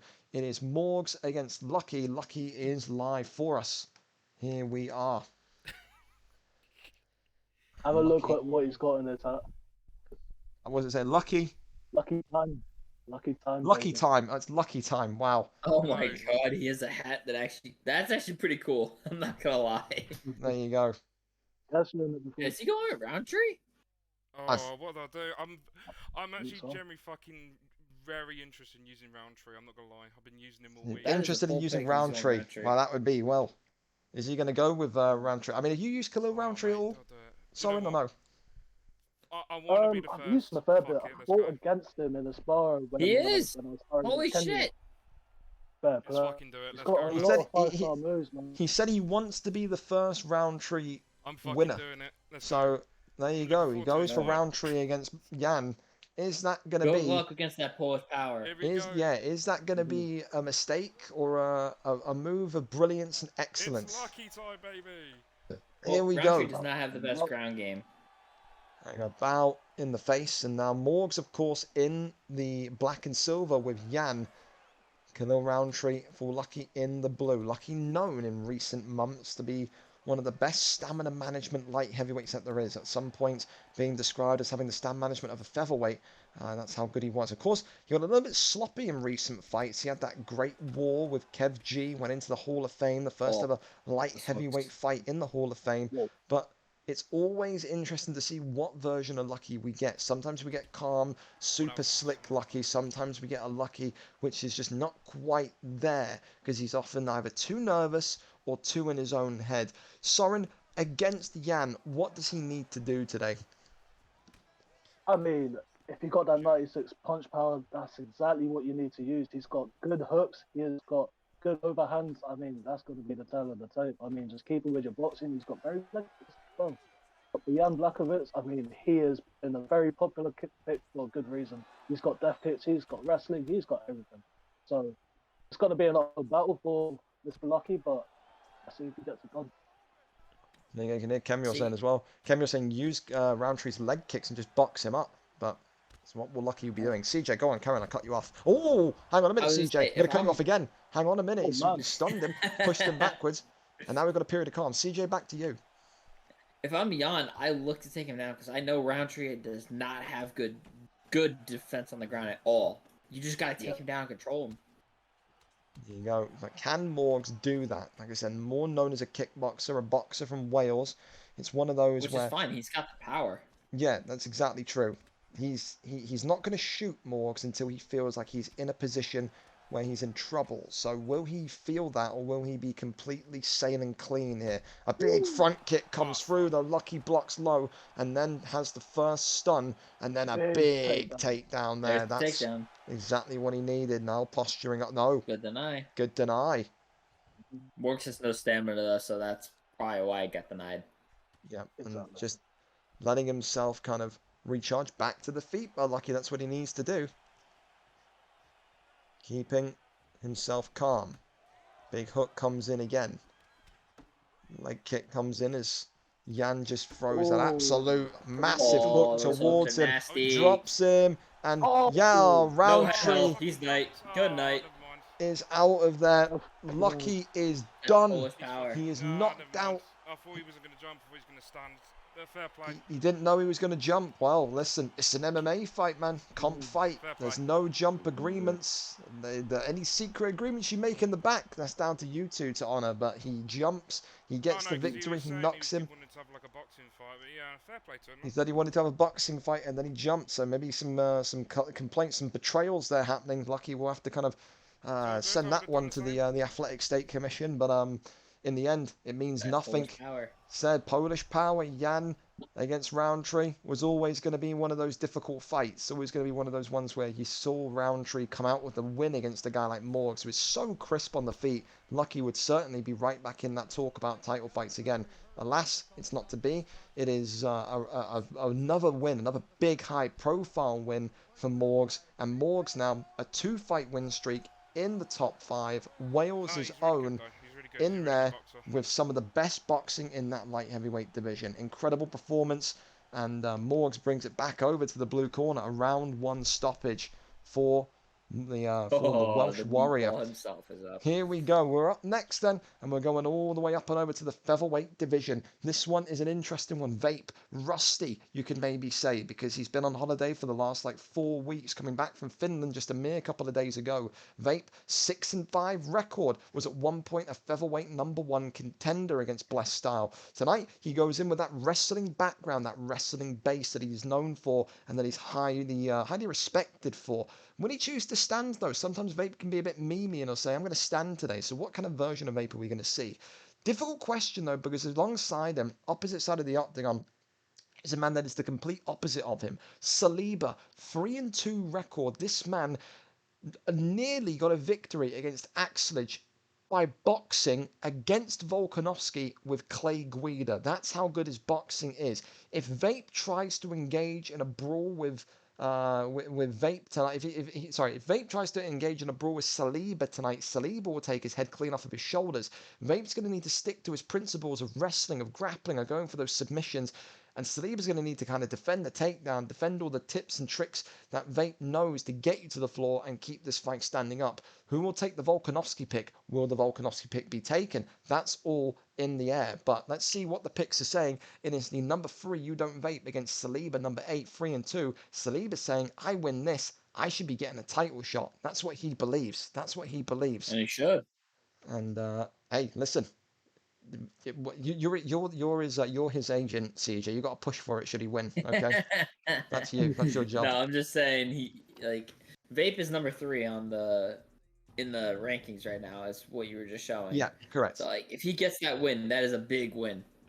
Yeah, I would say so, but let's see what's going to happen here. Vape saying that he will hold that Volkanovski pick hostage. You sometimes have to do that though, don't you, Blaze? Because like he's so good, so strong. You don't want to give your opponent, who is such a good boxer, that level of power, do you? Yeah, exactly. I mean, the last time I remember someone doing this, I think Webbo was actually saying that he wanted to hold the Piotr Jan pick hostage as well when it was if he became champion. So I can completely understand. Volkanovski, he's a very broken player, and yeah, it seems like he's gonna go as Volkanovski. Fair enough, man. Yeah, you have to take that pick away from him. He was going to take the pick away from him. He didn't feel like he was going to honor the no Volk agreement if he went with him. So I guess we're going to see. But for Holloway, what do you make of that pick, Soren? We've seen him used as a counter recently. Of course, we saw Ali A, or Ali in general, win the belt with Holloway due to that 99 accuracy. Is that going to be a big equalizer, do you think? What do you make of that? Yeah, absolutely. I mean, if you look at his boxing, the cartwheel immediately. He can go for days with his boxing, man. He can just keep throwing and throwing and throwing without any cardio. I mean, wow, stopped his slapping anyway. But yeah, his boxing can just go on. Well, there's that turning takedown already that Vape would need. And of course, if you are unfamiliar with who is who, Vape, of course, opting for Volkanovski in the black and gold trunks, Saliba opting with Holloway in the white. Of course, Saliba, very, very talented boxer, though. He's done it in lightweight. He's doing it in featherweight. He deserves to be at that level, doesn't he? He deserves to be at that level.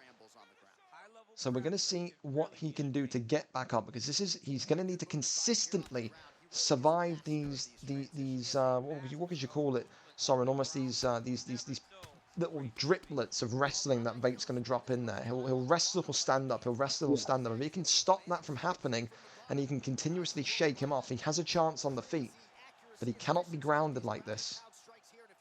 This is where Vape's fucking full confidence too. The longer it stays on the ground, the more it's going to obviously favour Vape. I mean, if you're Holloway, if you're Saliba, you need to get this up as soon as possible, and you need to make stuff happen.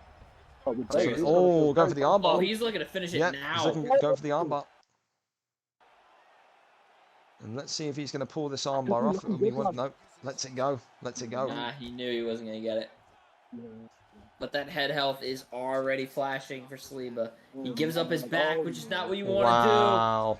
Yeah, and of course that this is dangerous. Absolutely, this is a legal rear naked choke, but it's very powerful, isn't it, Soren? It's legal. He's letting it go. It's legal. It's legal. It's legal, and he's tapped him out. It's completely legal. It's not the illegal one. Has done it. And Vape makes light work of Saliba. Wow. That might be able to be the performance of the night, honestly. Super Aaron calling Vape pure dominance. Super Aaron calling Vape cheesy for subbing because of the ping. Wow, the arguments are going to be going on. The ping is the same for both sides. Dude, fucking cry about it. Aaron, you don't understand. Whatever he feels, Vape feels also. The ping is mirrored. It ain't like FIFA, dude. Like, you've been playing this game now for a year. You should know this. The ping is literally the exact same. It's a copy and paste. If one lags, both lags. Why do you think whenever Driscoll fights, he's always lagging? Because his connection's dog shit, so he feels it constantly. Oh, he's a bitch. Okay, well, that too. We learned that from you, CJ, but again... All he does is whine and complain. Every time I've seen him lose, he just whines and complains about the ping or whatever bullshit he can come up with. Like, come on, grow the fuck up. Hey, you said it. We love that from you. Your honesty on the comms desk here. But Vape gets it in round number 1. I don't give a fuck what people think about me. We love that, CJ. We love it. Keep going, CJ. Cook, man. Cook forever. Listen, we're not a lot of submissions. Like I can't say homophobic slurs. Yeah, I know. Listen, the submissions tonight. The submissions tonight coming thick and fast. 7 submissions tonight so far. A lot. That's near. We're approaching a record for a card. Vape, Rio Stewart, Aiden, Matimbu, Kiko, Stevo, and Polo God all getting submissions tonight. So a lot of submission specialists on the card tonight, man. Congratulations. But there you go. Vape gets it done. His ground game is something fierce, I must say. Vape there saying, what is he saying? Wow, there you go. It's going to be a Paul Craig gift. Yep, it's a Paul Craig name. And like I said, Vape wants to get that featherweight gold. He does. He wants to get that featherweight gold, and he gets it done. Oh, Paul Craig gif. Wow. He's got a whole folder of these, believe me, he does. Saliba not happy with the submission, but when you go up, this is a compliment though. Wouldn't you agree? In some way, CJ, when Vape has to take you down pretty much off the rip, it means he respects your boxing. So it's almost a kind of like yeah, he deep line respects your compliment. boxing. Absolutely. Again, he's not going to box against one of the Because best boxers in the panic division. more than anyone I've ever seen. Absolutely. Absolutely. Also, Any Vape stand is good. I just want to say to Super Aaron real quick, you're a fucking weirdo for grooming Nightfall the way that you do in fucking NAFC. I'm so sick and tired of you and him just fucking sucking each other off. Like, fuck off. We love it, CJ. Just going on one, man. We love it. Wow. There you go. My mother could submit Saliba on 200 pick. Brother, it's the same thing for both. You gotta let that fucking, you gotta let it go. Just because it's 200 ping for Vape as well. Vape feels it. Ask Vape what it feels like when he's playing against another American. It's completely smooth. He feels it too. You gotta let it go. Whatever he feels, Saliba feels. It's the same thing, man. It's the same thing. It's the same thing. We move over to our next one though. It's going to be our lightweight division, but it's a cross-promotional lightweight matchup once again. Carlson, the young man that Mark Dev has taken under his wing and said he wants to coach into being a bantamweight, a 1-0 look-see-do fighter, the man that will spend the round evaluating your patterns, your movements, your strengths, your weaknesses, and then pounce against another opponent which is looking very dangerous in there as well. Odran, of course, had experience in that bantamweight division, had experience in that featherweight division, got a couple of wins in featherweight, but it didn't go too smoothly. Goes into lightweight tonight, and this is the division where he says he will make it his own. Both of these men 1-0, but only one of them can keep their undefeated streak. For Carlson, you'd have to say no doubt his toughest opponent to date. Can he pass the test, or will Odran derail the hype train quicker than before it set off? Let's go over and have a look. Saliba saying, wasn't the wrestling? No. Oh, okay. So Saliba's got a problem with Vape because Vape didn't tell him that he was going to go Volkanovski. Why? There you go. Who cares? Saliba said, hey, bro, who are you going to go tonight? Vape said, no clue. Americani or Guida. And then, obviously, yeah. Okay, well, there you go. So there's no complaints on the wrestling of Saliba. So don't be more offended than Saliba, all right? Because yeah, if Saliba's not too asked about the wrestling or the submission, then neither should you. But Odran and Carlson, let's see who's streaming. Do we have a link? We do not. So Odran and Carlson, we wait to see who's streaming there. Odran v Carlson, link plus. Let's go. Let's go. Harambe with more memes, I assume. Would get on comms, but Nan's in hospital. Got to go get 11 a night to see her. There you go. You missed my subtle change to the doc, and it's great. What have you done? I'm definitely not fucking Jewish, Vape. What have you... I don't know what you've done, man. Vape in the chat. Someone was saying, how is CJ going on a mad one on God's Day of Rest? And Vape goes, CJ is Jewish. I'm definitely not Jewish. There you go. See my above message? What above message? There's a lot of messages in here. Carlson is resetting his Xbox. Oh, no worries. That's fine. Take your time, man. Take your time. But, of course, fellas, some big fights still on the way, including the 2 title fights tonight. Set to be a good one. It's a performance bonus. Okay.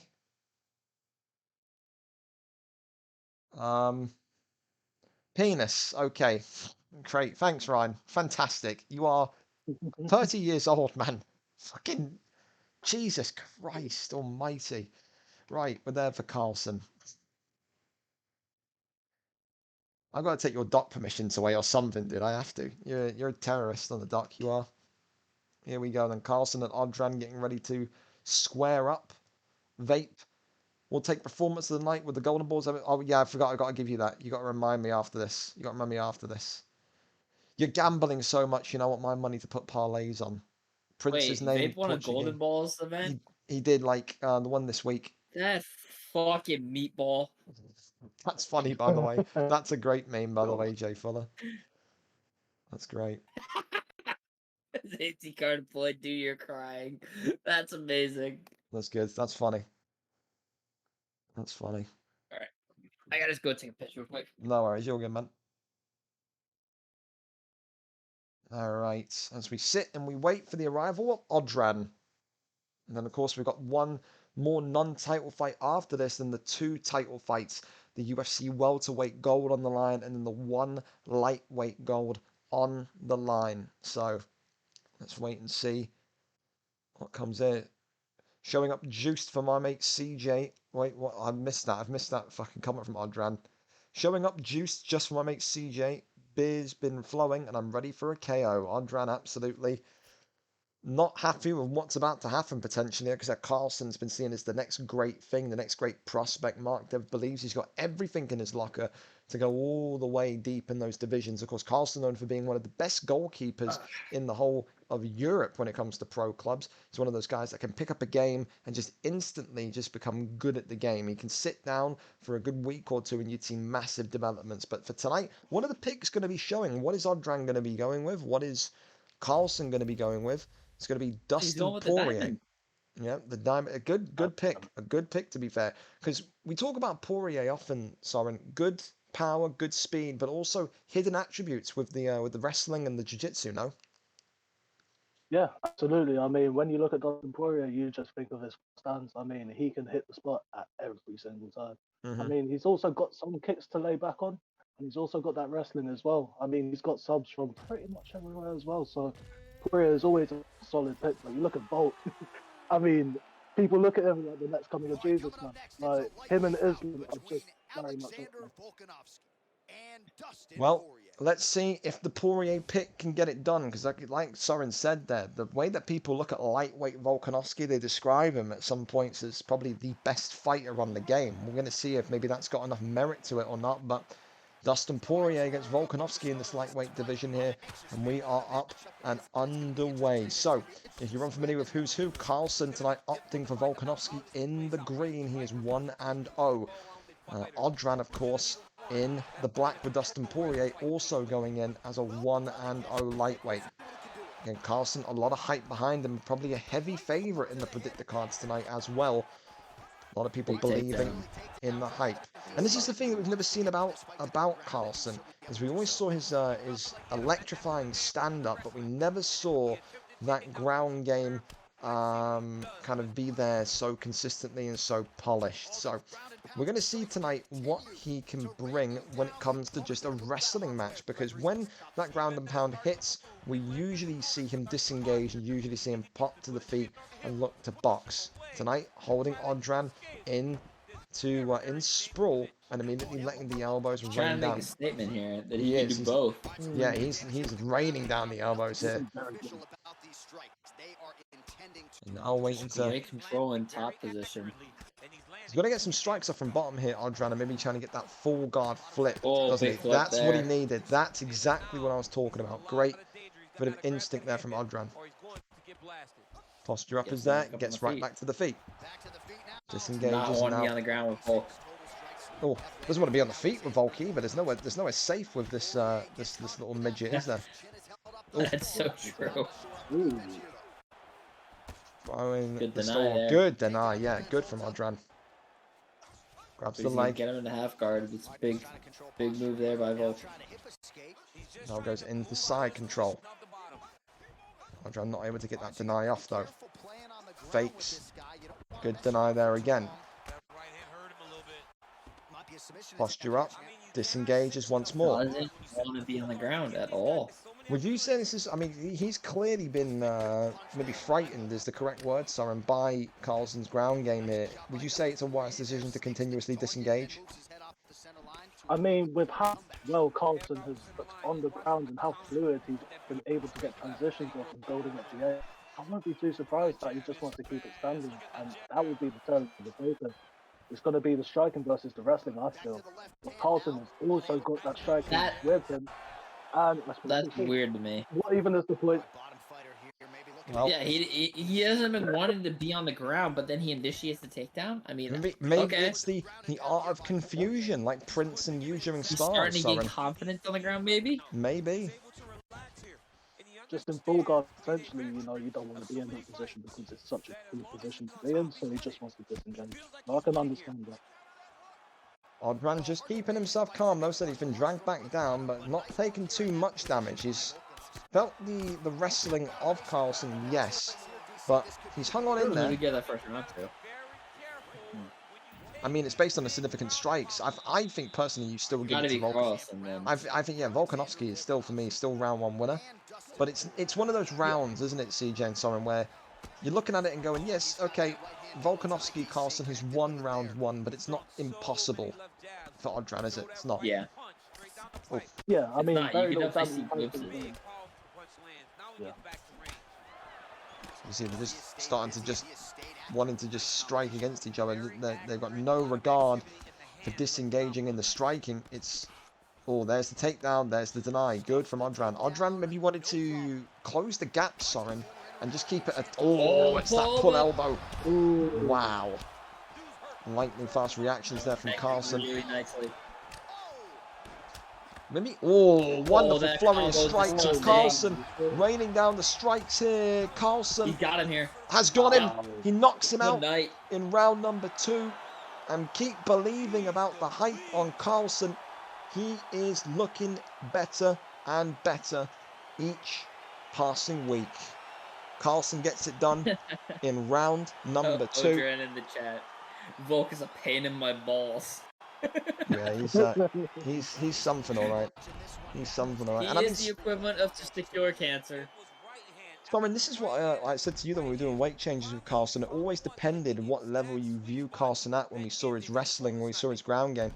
It's not far out of the realm of possibility that you could say this guy's looking like a full-on fledged featherweight at this point, is it? I mean, I look at that performance. I'm not even looking at titles at that point. I'm thinking just sticking straight in featherweight.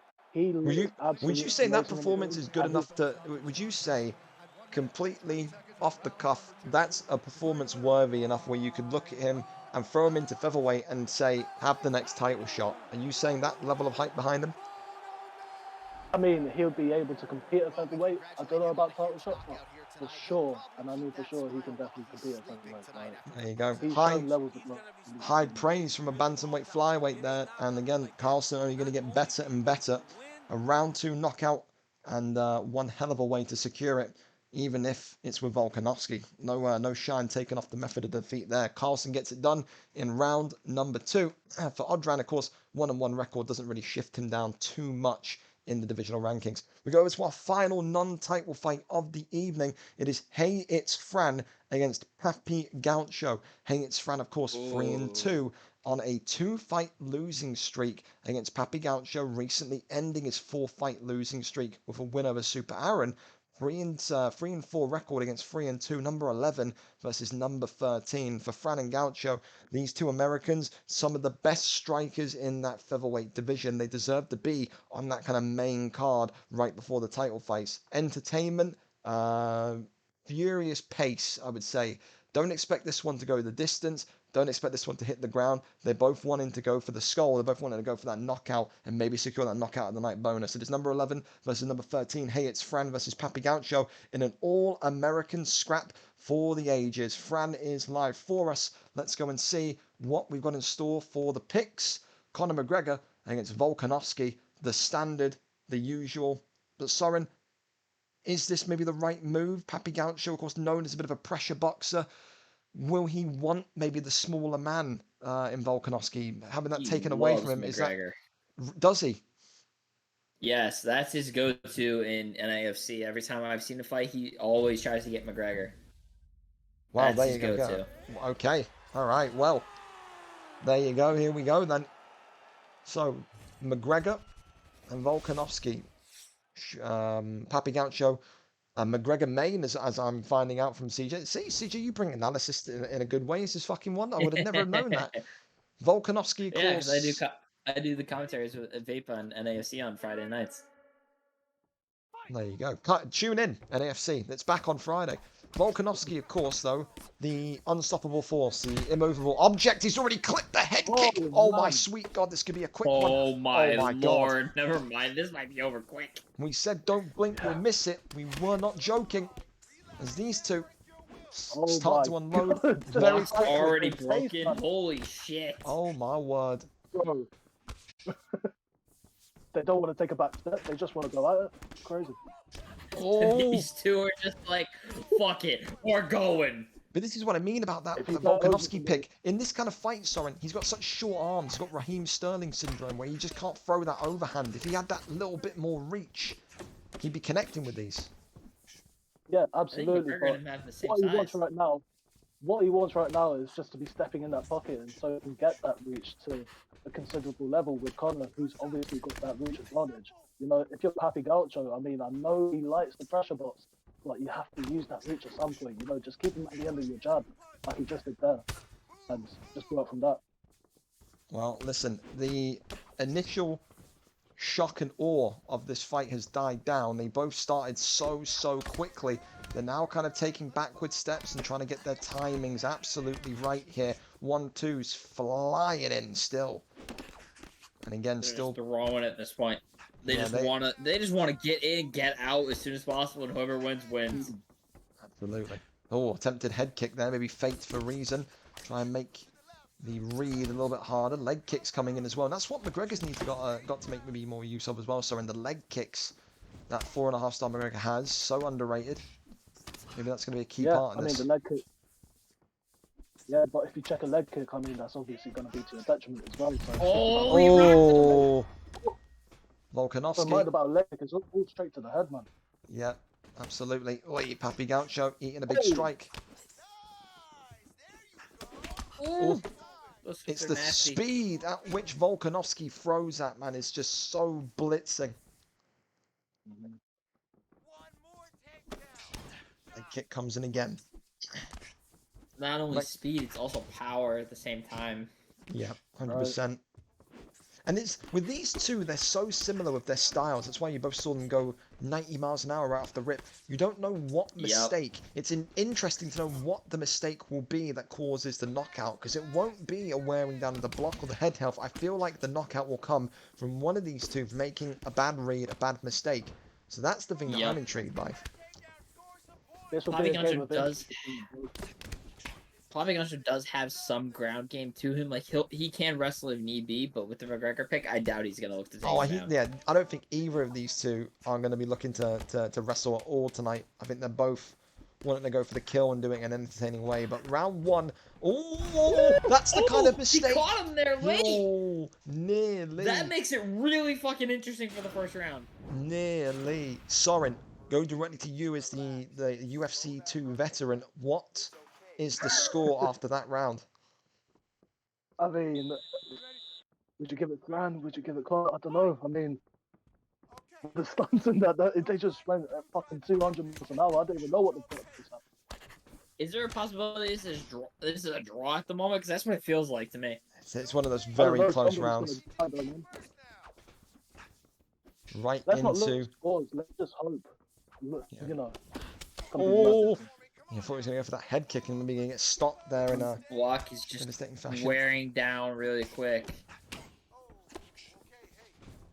Oi, nearly good. Oh, swing and a miss on the head kick there. This is what I mean. You're going to start to see them both go a little bit more extravagant, aren't you? They're both wanting to go for that kind of hidden knockout.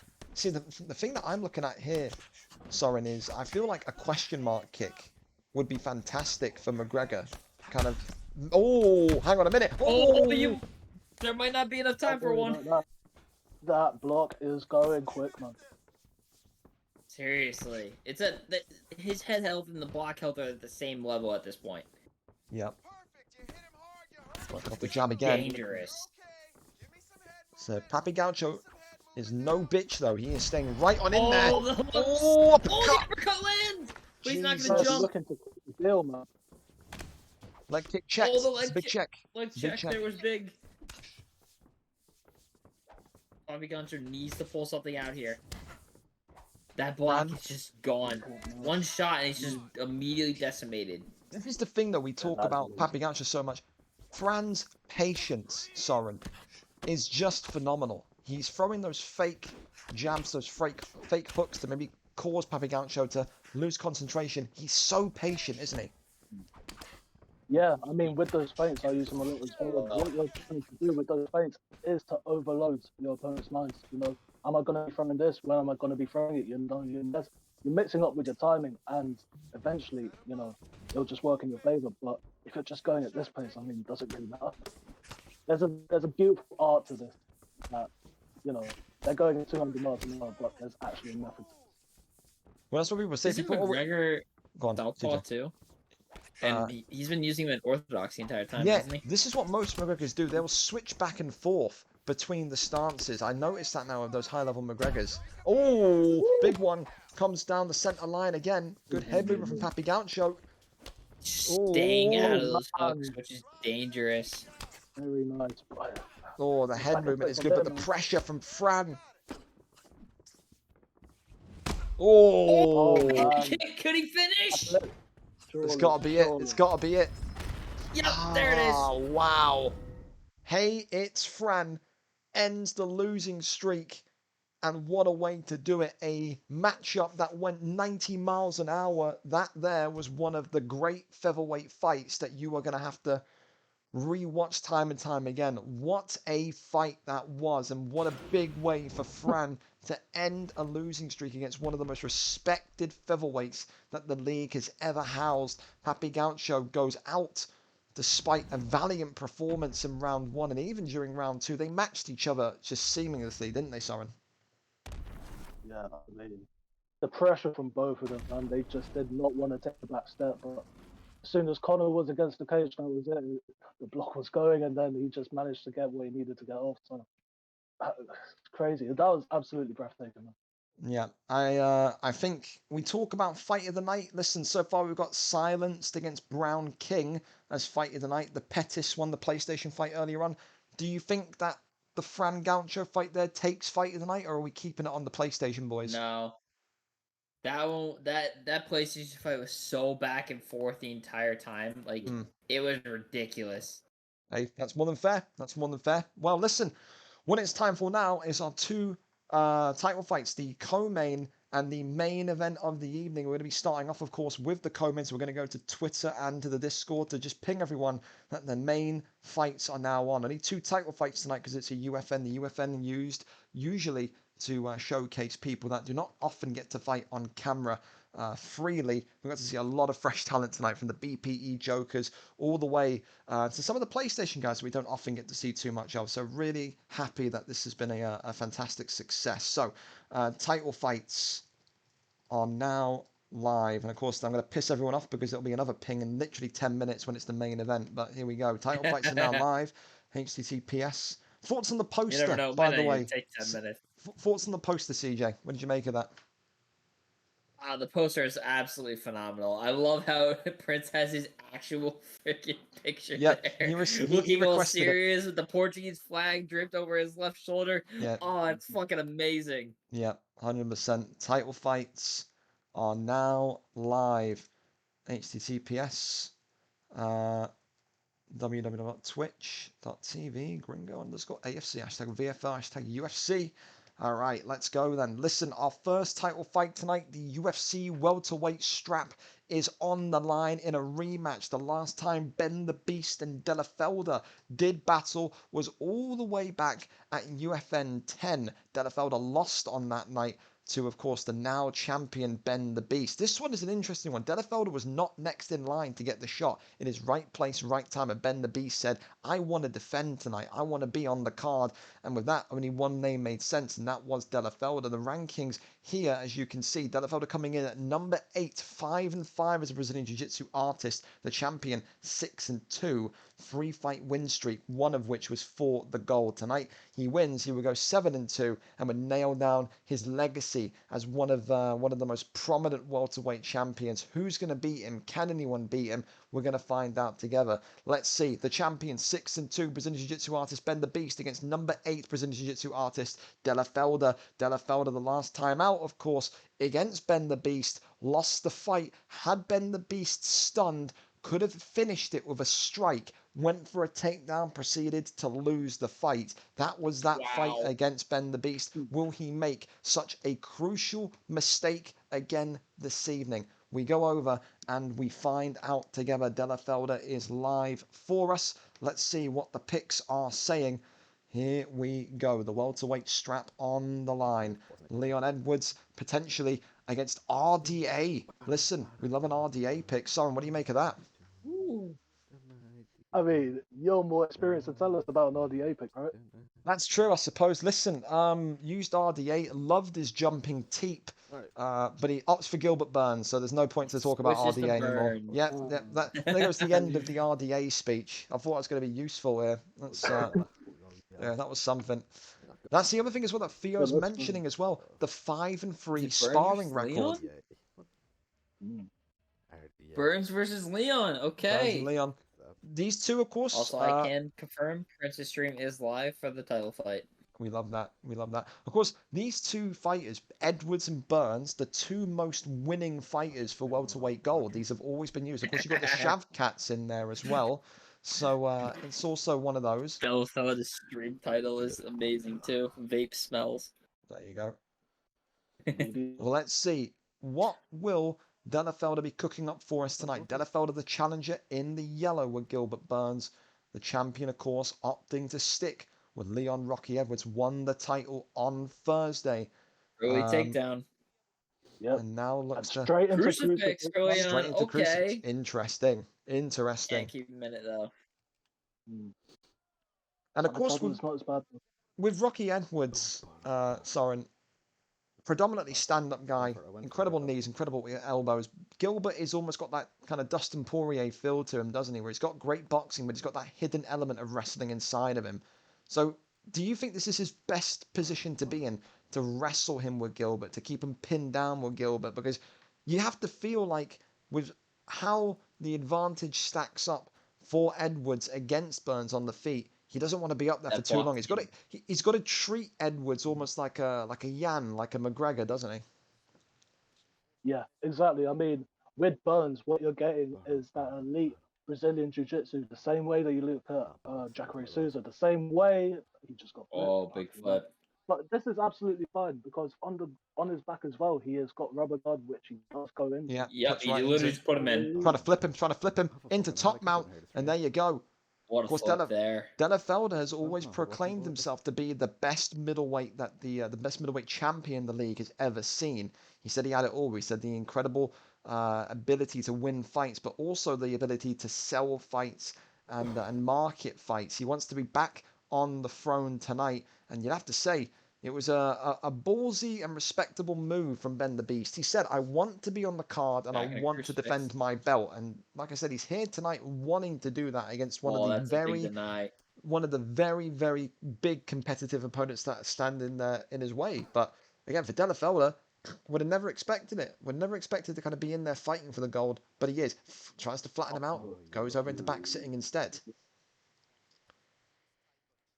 I'm going here with with like Gilbert Burns, with Gilbert Burns, man, like that elite Brazilian Jiu-Jitsu, you can keep him on the ground all day. You just don't want to. Wow, I have never seen that animation before. I have never seen that before.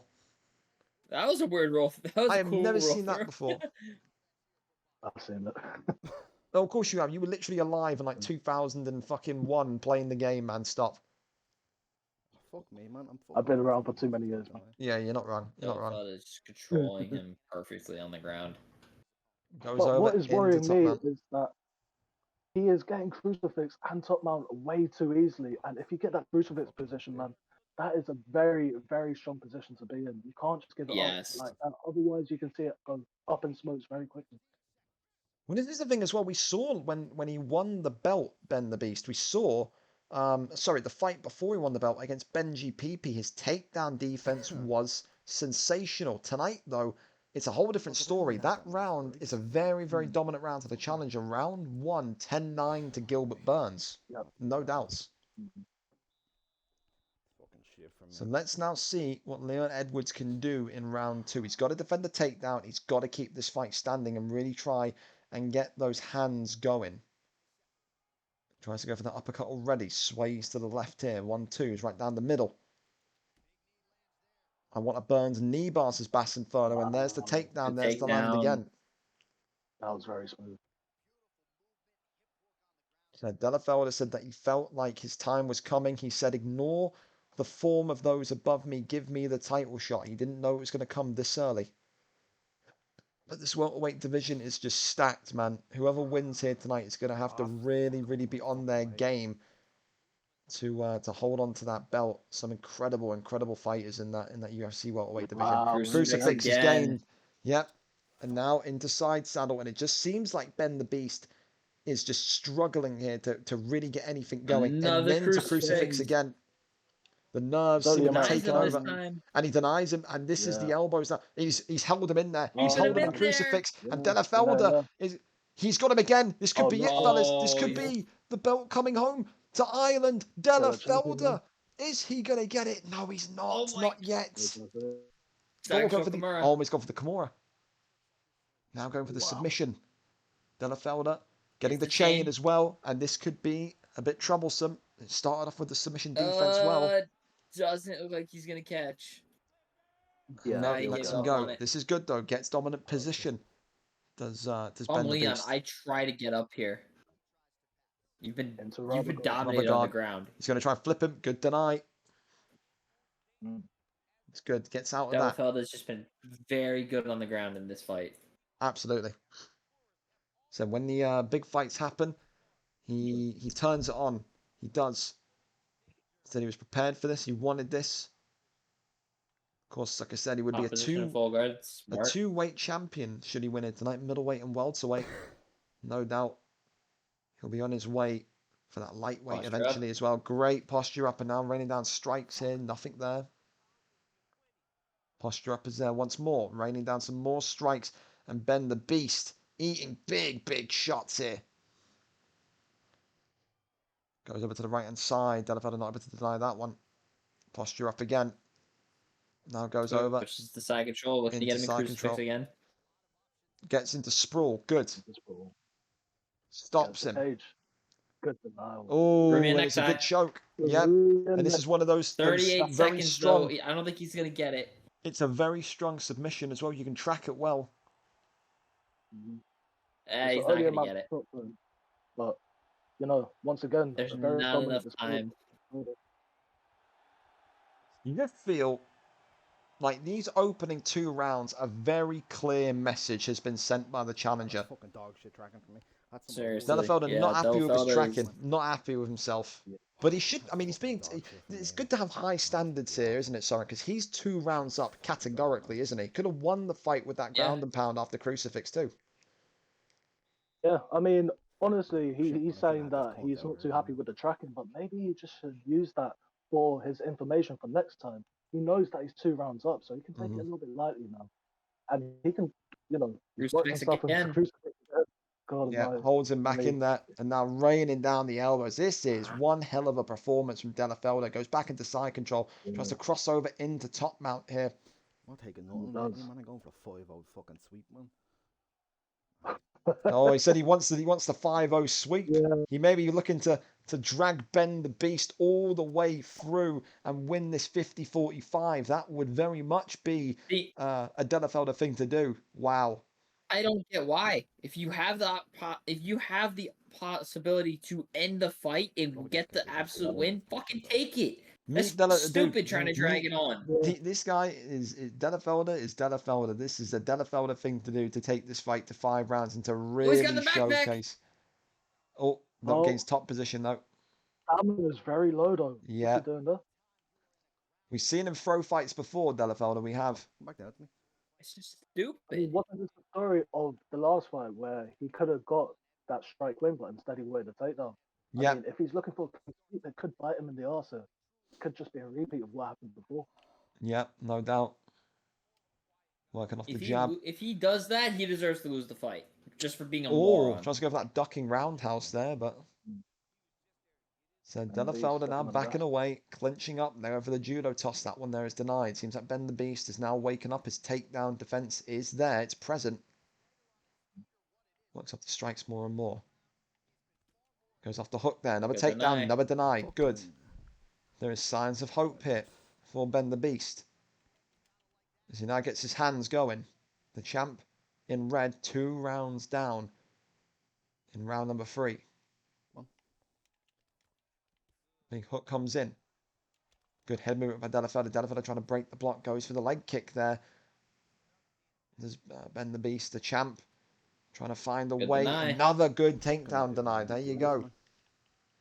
And now he will start to get demoralized the more that does get denied. I mean, he's just thinking Yep. like, how will I get this guy on the ground? I had him in crucifix before, but now I can't even get him on the ground in general. Does Burns have turn and takedowns? He does, I believe.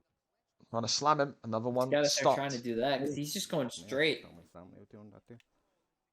Body Especially kick there, if his goal is to get him into crucifix, he's got to do that turn and takedown, get it inside control, and then just go for the crucifix from there.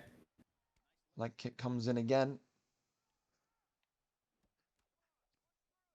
Uppercut there. Della Felder now taking some big hits. There it is. There's the turning takedown. There's the land again. Right into Denied him. crucifix. He's trying to go. Now ricocheting those elbows down. Gets right back up. No, he doesn't. Round 3 in the books. Now, question. He wanted to go for a 5-0 sweep, but do you give that round to the champion? Yeah.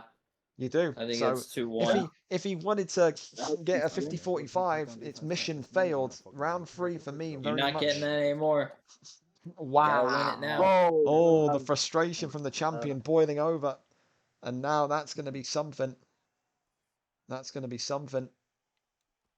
He does not like the fact that he's been able to get taken down so easily. Lit straight. Ooh, That's big. big rock. Yeah, absolutely clinching him. Going Big for knees. knees inside the clinch here. Della Felder can smell the gold coming home to roost. The takedown stopped again. Of course, there'll be maybe backpack. Gets him Oh, down. and gets him down. Yep. Nope. Now No gonna- RNC there though. Gonna go over, move to backside. He does. And of course, this is an interesting one as well because of course Della Felder and Ben the Beast, second time they fought. Della Felder wins tonight. It would be 1 apiece. That trilogy 1-1. is maybe going to be calling. Goes over into side saddle here in tonight's co-main event. Just joining us, the welterweight champion of UFC, the Thursday show in the red with Leon Edwards. Currently 2 rounds down to 1 to the challenger Della Felder, the number 8 ranked welterweight in the yellow with Gilbert Burns. So the challenger in yellow winning rounds 1 and 2. The champion winning round 3. Goes over into side Gringo, control. you're talking about the possibility of a trilogy though. Have you seen enough from Ben the Beast to really I haven't actually feel the need for it? I haven't. I feel like I feel like that's the case because like he's just been absolutely dominated on the ground. Like he hasn't been able to do much. Right, you say that, but Go on. once again, I have to bring it back to stamina. Like, Oh, the Della right Felder's leg is just stamina gone. going. And you see, it brings those openings in striking, and that is going to be. Oh my God! Oh my God. The legs in trouble. The legs in trouble. He doesn't And want to this jump, is- which is smart. Oh my God! Head kick comes in. Oh This my is Lord. Ben the Beast channeling his inner Leon Takedown, though. Edwards, just like in real life. When his coaches pulled him aside, said, "You got to pull out the fire." No doubt his coaches are telling him the same here. Deny is there. Goes over Gets him in the back sitting. into back sitting. This is big. Della Felder wanted to prove a point. Rolling knee bar. Oh, and this is What do you big, mean? big, big. This is very Yeah, he's big not gonna get it. potentially. No, lets that one go. Back on the feet. Because Della Felder lost against Ben the Beast last time out. It was a decision that went wrong. Tonight, could it be maybe better? Could it be maybe Della Felder's cockiness that costs him a fight in which he was cruising? He was dominating it early on. He Absolutely. had the chance for a finish, and he just decided not to go for it. There we go. Now has him inside control. Goes over into sprawl.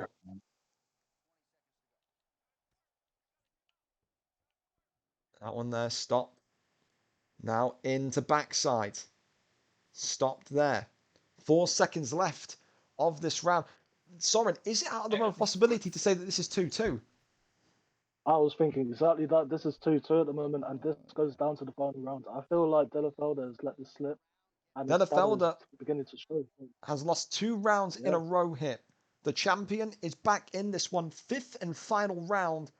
It all comes down to this. The champion in red, who lost rounds 1 and 2 on the comeback trail, but he's been hit by a big strike there. Della Felder immediately turning and shooting that takedown after the stun. That could be telling, man. Rolls through. Wow. Big roll through.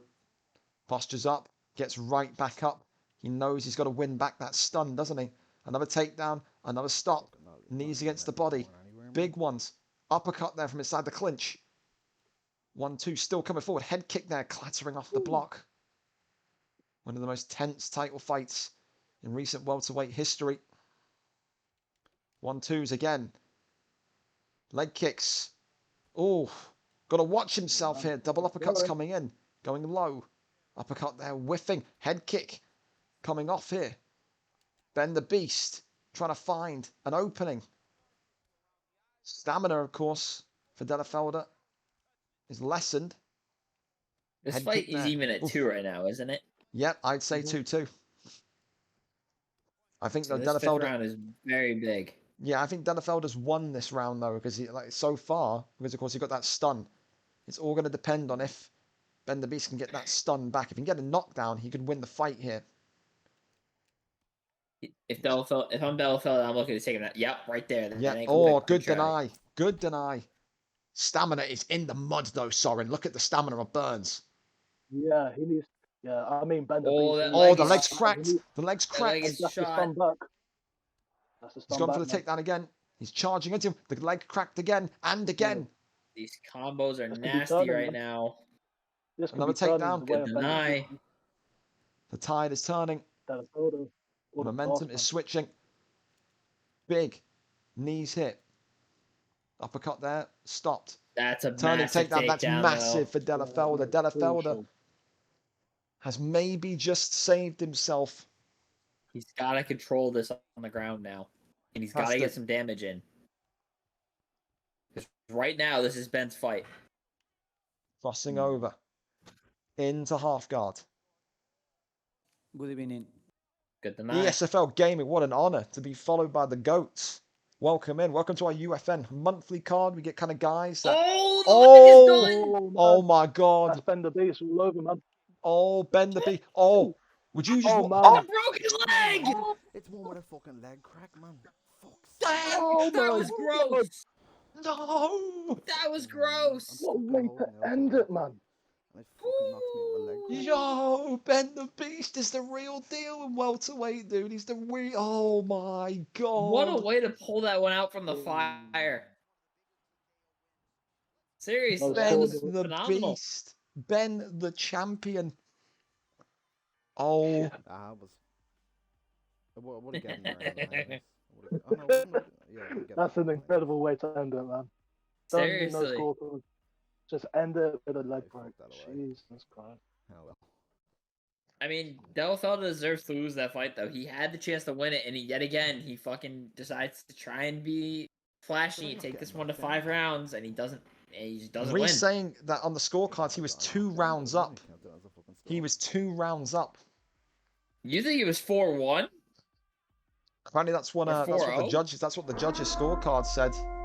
That's wild, man.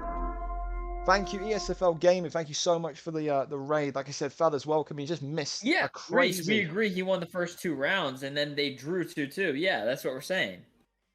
Yeah, I think obviously round, he was 2. I think he was saying he's 2 rounds up, as in he was winning rounds 1 and round 2. But fellas, welcome in, fellas. We're a UFC league, just like the GOATs at ESFL. Been running since last March. Kind of do it in a way where... No, it's a follower, thank God. Yeah, thank you for the follow, man. Thank you for the follow. But yeah, we kind of do it where like everyone can compete. So the guys that just install the game can come on in, they can fight, they can compete on a card with a guy like Dirty Dave, with a guy like JKB. So it's all kind of mixed. And the way we do it is like the weights are scaled. So like heavyweights and light heavyweights are like for beginners. And then like flyweight and bantamweight are for like the supercomputer people. So just watch the welterweight title fight there where the champion was 2 rounds down to the challenger. The challenger said verbally, I'm going to take this to 5 rounds and punish this guy. Ends up losing in round 5 by a leg kick. You cannot believe some of the stuff, man. Unbelievable way to end that one, man. Unbelievable. Gringo, what is the highest what is the fucking thing called? It's like the gate. Yeah, what's the highest gate total? Because I just saw we hit 180. We hit 1. Wow, ESFL absolutely blessing us. Thank you so much again, dude. I love what ESFL do. I say that for a fact. I kind of like taught the boiler on and off. Love the dude. Such a nice guy.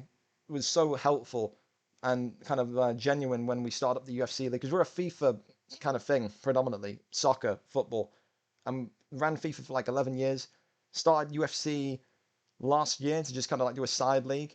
and he was super helpful. Love what Bane does. Love Bane, super energetic. Love what all of the guys at ESFL do. So we can never get to that kind of level of production quality. And like I said, like you guys are the goats, man. So we're just trying to do our own thing, and hopefully, yeah, eventually one day get to where you guys are at. But the highest ever gate, CJ, is 194. That's the highest ever gate.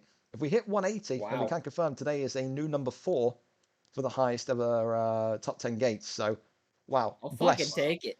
Thank you very much, ESFL. Again, the goats, man. They are fucking incredible. We love it from them. We do.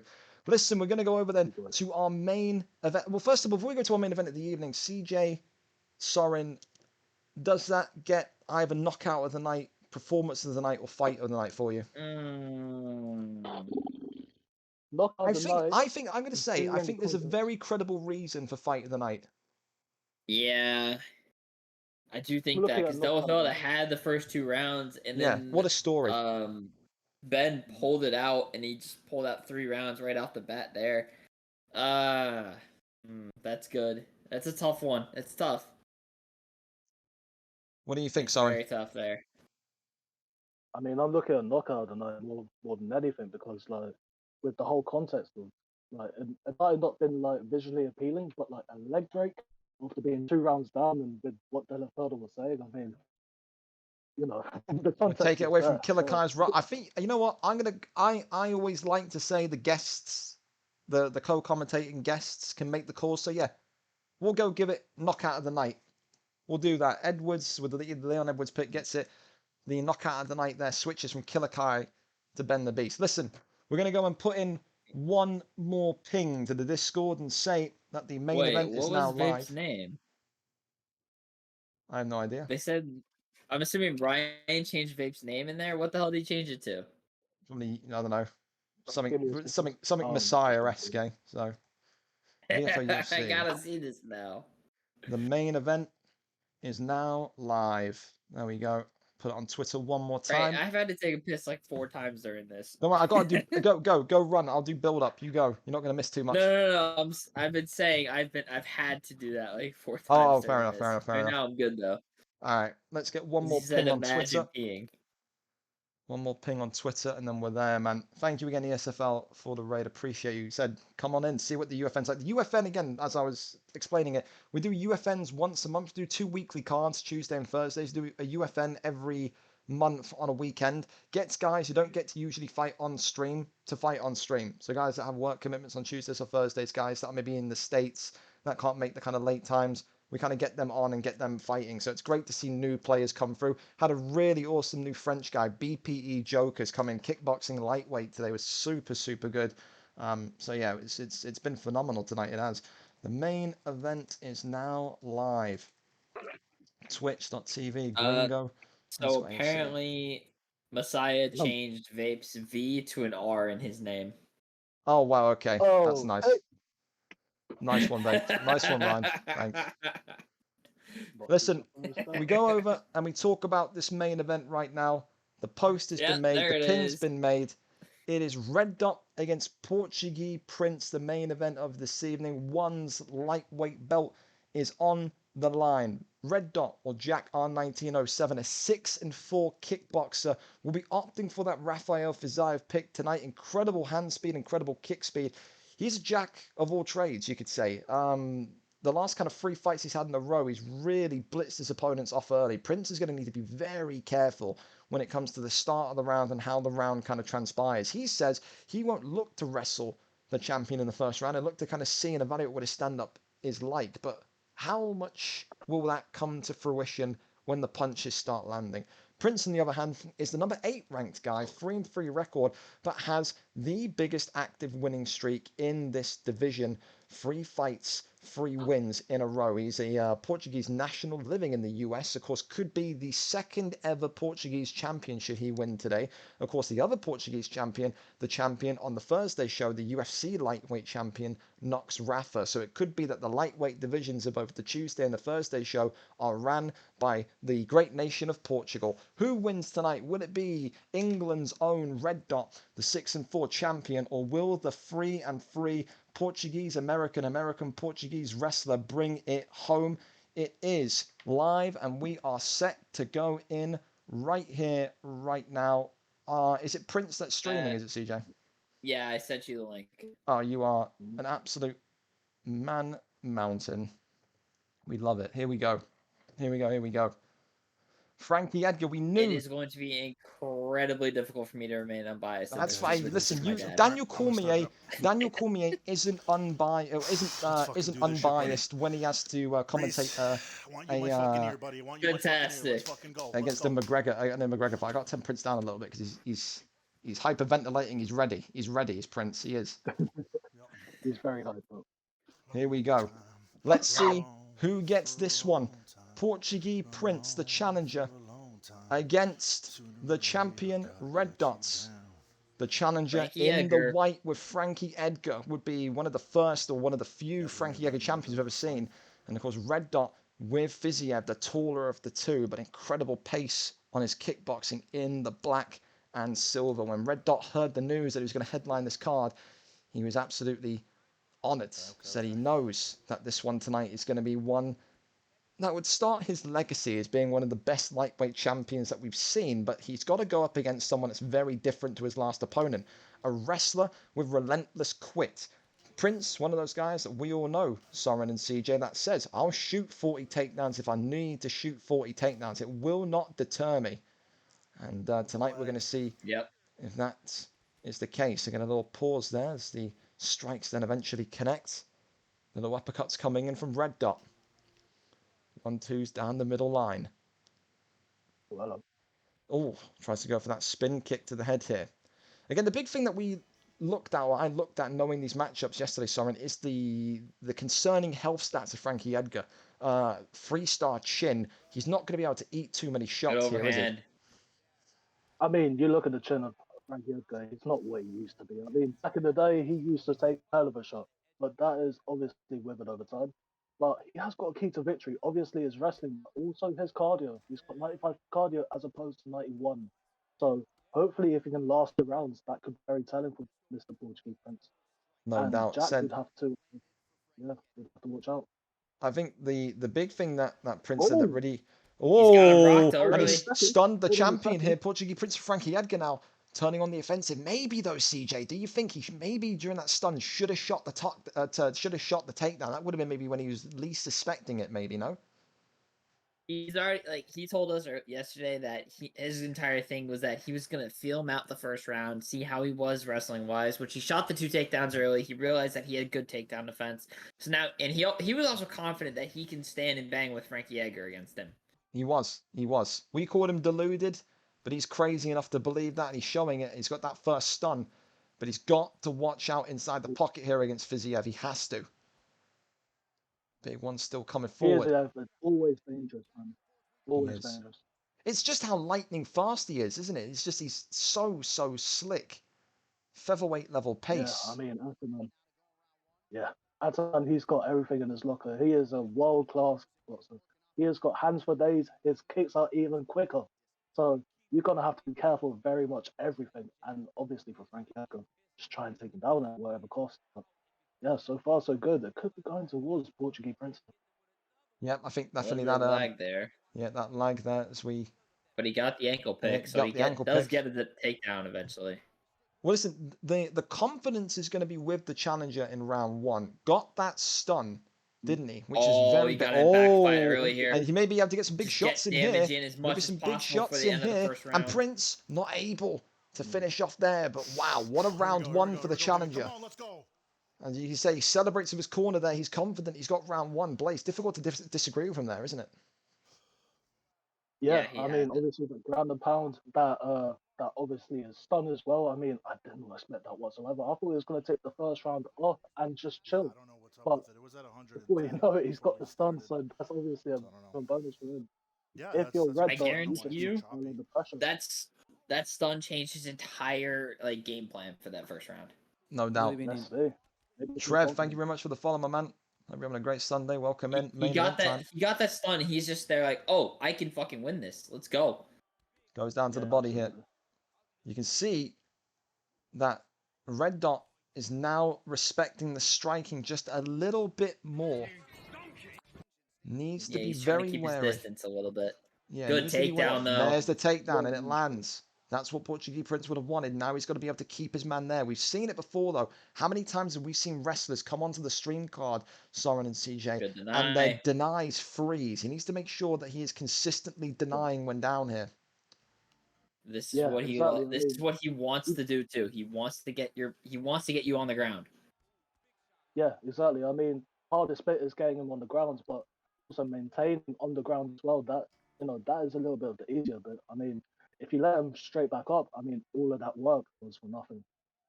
100%.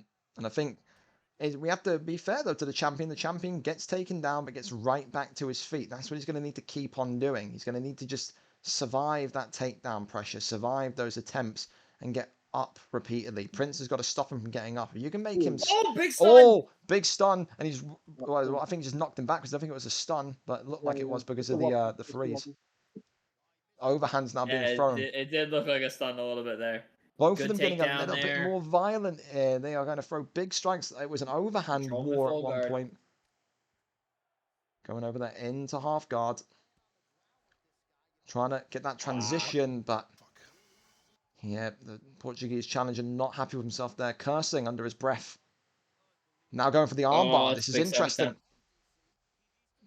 Prince going to have to make sure that lets that one go. And back over into back sitting he goes. Vate, thank you very much. 5 gifted. God bless you. That's 25 bicep curls. All right, motherfucker. Thank you very much, Vate. Wow, from that position, really? He doesn't want to go down there with him. He's not feeling happy down there with Prince. I back. Yeah, I can understand that, but top mount posture up. Surely you want to get something off a little bit before you get up. I was kind of surprised. The takedown success, though, Soren, you have to say, a lot more concrete, consistent than in the first round. He's going by his own game plan. He's doing what he said he wanted to do. Yeah, absolutely. Yeah, I mean, Red Dot, I'm pretty sure he's going to say something about this lag, because I'm sure that will have something to do with it. But now it's not. It's 25. But yeah, no, obviously, I think. What are we saying? Are we saying this is 20 down as well? I think the way that I'm looking at this, just to cut you off, CJ, currently, is one thing that Prince needs to be very, very wary of is this pressure. I feel like if he's had a great round 1, he's had a great round 2. If he continues to soak up the pressure, eventually I feel like he's going to take a big shot. But for me, so far, that is 2 rounds to 0 for the challenger. I mean, you can't really dispute. I mean, you can dispute that in some ways. Obviously, there's a little bit of striking from them both, but the top control from Edgar. Gotcha. It showed that. Fair play. Here we go, round number 3 on its way. CJ, back to what you were going to say. Sorry. I was gonna say, like, going off of what you said, that you think he's done really well in the second round. I would say he's like yes, he did do well that round, but he's also not in a confident state right now because he knows that his stand-up is not as good as Red Dot's, but he knows that if he can get him to the ground, he can start controlling him and he can control the fight that way. Yeah, and I think the more this fight stays on the feet, the more connected shots you see Fiziev, the champion, land, the more confidence Red Dot's going to grow here. And there's that spinning back fist, which again he's got many a stun from in his lead up to becoming champion. And again, leg kicks coming in here. Prince uppercuts being sponged here. Big knee to the midsection goes low. Prince going to need to be a little bit more careful and slow down because he's throwing a lot of volume right now, and that stamina starting to drip a little bit more. Oh, it's a 5-round fight. Oh, no. Oh, big one. Oh, big body stun. There's that Superman punch, and now you can see Red Dot turning it on, the champion, saying, listen, don't forget about me. More confident. Yep, I'm still in this fight. Prince eating big shots here. Uppercut skims by the eyesight of Frankie Edgar. Prince just taking a minute to recompose, shooting for the ankle, not able to complete. Good uppercut. And that's that. Blocked and then into that uppercut. Good takedown attempt there, but he denies it. Yeah, good deny. This is starting to get a little bit concerning now for Prince. By far the champion's the champion's best round. And health, though. Oof. Keeping distance again. Front kick then. Overhand. Nice. Good slip. Yeah, good movement there from Prince. Takedown attempt there denied. Takedown defense. Takedown defense. Oh, the uppercut lands. Oh, Prince has got to get out of there now. That clinch uppercut is so deadly. Absolutely. He's investing in the body, and that is showing in the stamina, man. Very well done by Red. Yeah. So again, we saw the champion last fight come back from being 2 rounds down. Could we be seeing it 2 fights in a row? The hook there. Oh. So he's head movement. Oh man. Oof. Body kick. Prince has got to pull himself together. Oh. That hook connected. Should have gone for the hook. Oh my god. Wait a second. I'm on the ground. Oh my god. Portuguese Prince. Just gonna take him down, control him here. I do think this 3rd round does go to Fiziev, though. Goes over into Get backside. some damage on here. Just do something.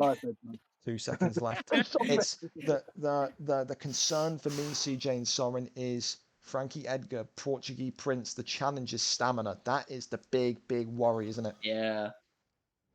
Yeah, I mean, that was his path to victory. And hopefully, like, with his cardio out high, but that is just wilted away as the fight went on. And I feel like Fiziev, he's going to look for them just as like, you know, I've got this in the bag now. You keep this standing, this is going to be it. Yeah, that's his entire goal here, is to keep this on the feet and don't let this go to the mat. Because if it goes to the mat, like, that's where Prince excels. He wants to keep you in those. He wants to just beat your head into the canvas on the mat. Sways here. He's got to find a way to eventually get back to the ground. Good uppercut. That head health is flashing, though, from both of them, though. This is dangerous. Good takedown, but a better deny. Yeah, He fantastic shoots again. Defense. And again. Oh man, this could be bad. Yeah, he's got to defend himself. Stamina for both men. Not looking great. Both have low head health. This has been a great fight. Oh, he got him with a straight. Oh, big straight down the middle. Portuguese Prince. Go to the body. Oh. Let's go! Yes! Let's go, Dad! Fuck him up! Fuck him up! Fuck him up! Fuck him up! Let's go! Caralho, estou aqui, meu! Portuguese commentary! That's my fucking father! Ah, caralho! Let's go! Wow. The tide was turning in that fight.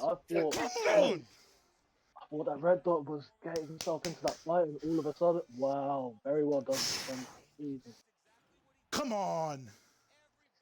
Fucking Portugal, come on. the flag draped over both the ONE gold and the UFC gold. Vamos! Both the UFC and ONE Lightweight Champions hail from a little island by the name of Portugal. The Portuguese flag is here, and it's a reign of Portuguese champions that are now with us. A hell of a round 3 from the champion. 100%. What a comeback. Some great takedown defense from Red Dot, but it was a uppercut from Frankie Edgar, Soren, that seals the deal. The new lightweight champion of ONE, Portugese Prince. What a way for him to win it in front of all of his friends, in front of all of the Americans here today.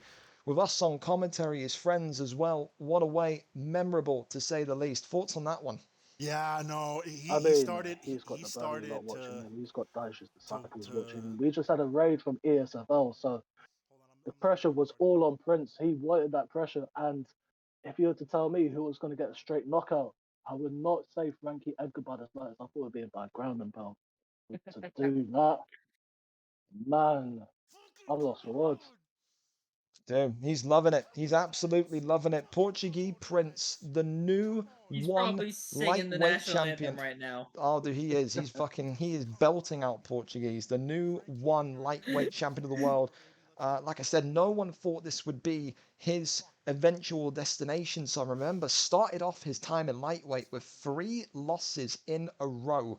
ended up going on a 4-fight win streak, the 4th being a golden one. What a way for him to win it. He gets it done in round number, what's that, 4? I think it was 4, yeah. Round number 4, there you go, round number 4. Taken aback by it. What a way he gets it done with Frankie Edgar. There you have it.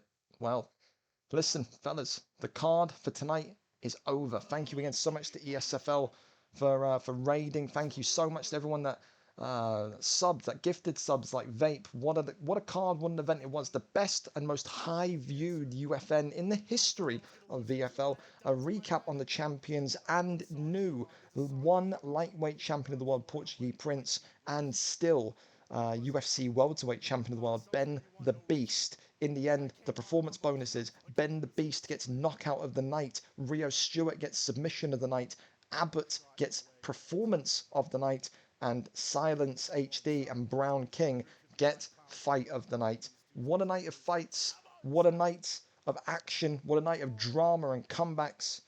Any final words from you, Prince? From you, Soren or CJ? Oh, I'll pass it over to CJ. My head hurts and Vape's a meatball. Oh, there you right. go. That's what I was waiting for. Anything from you, Soren? Nothing to say. That was just a very entertaining card in total. I very much enjoyed being on commentary. A lot of combats, like you said, just all around very fun fights and very happy just to be in. Awesome. Well, fellas, I'm going to disappear for about an hour and a half, and then be back for UFC matchmaking Thursday's card. If you need me, I'll be in Discord. But congratulations again to everyone that fought tonight, everyone that won tonight, and thank you everyone for, of course, being here. We're going to go and raid Showtime as always. Go and say hello. He won tonight, so we love that from Showtime. And listen, fellas, incredible. This is why we love the UFNs. Such great action that we consistently get to see. Until next time, fellas. It's been a pleasure, and I will see you, of course, on Tuesday for ONE. If you like the late night admin stuff, I'll see you in about an hour. A lot of good stuff. Tomorrow as well, FIFA come back through. World Series, the first final for a big cash prize. Who wins it? Who wins the POQ World Series final on FIFA? Let's see. Anyway, thank you very much. God bless, and have a wonderful evening in the sweltering heat. We are out. Laters, fellas. See ya. Yes. And we are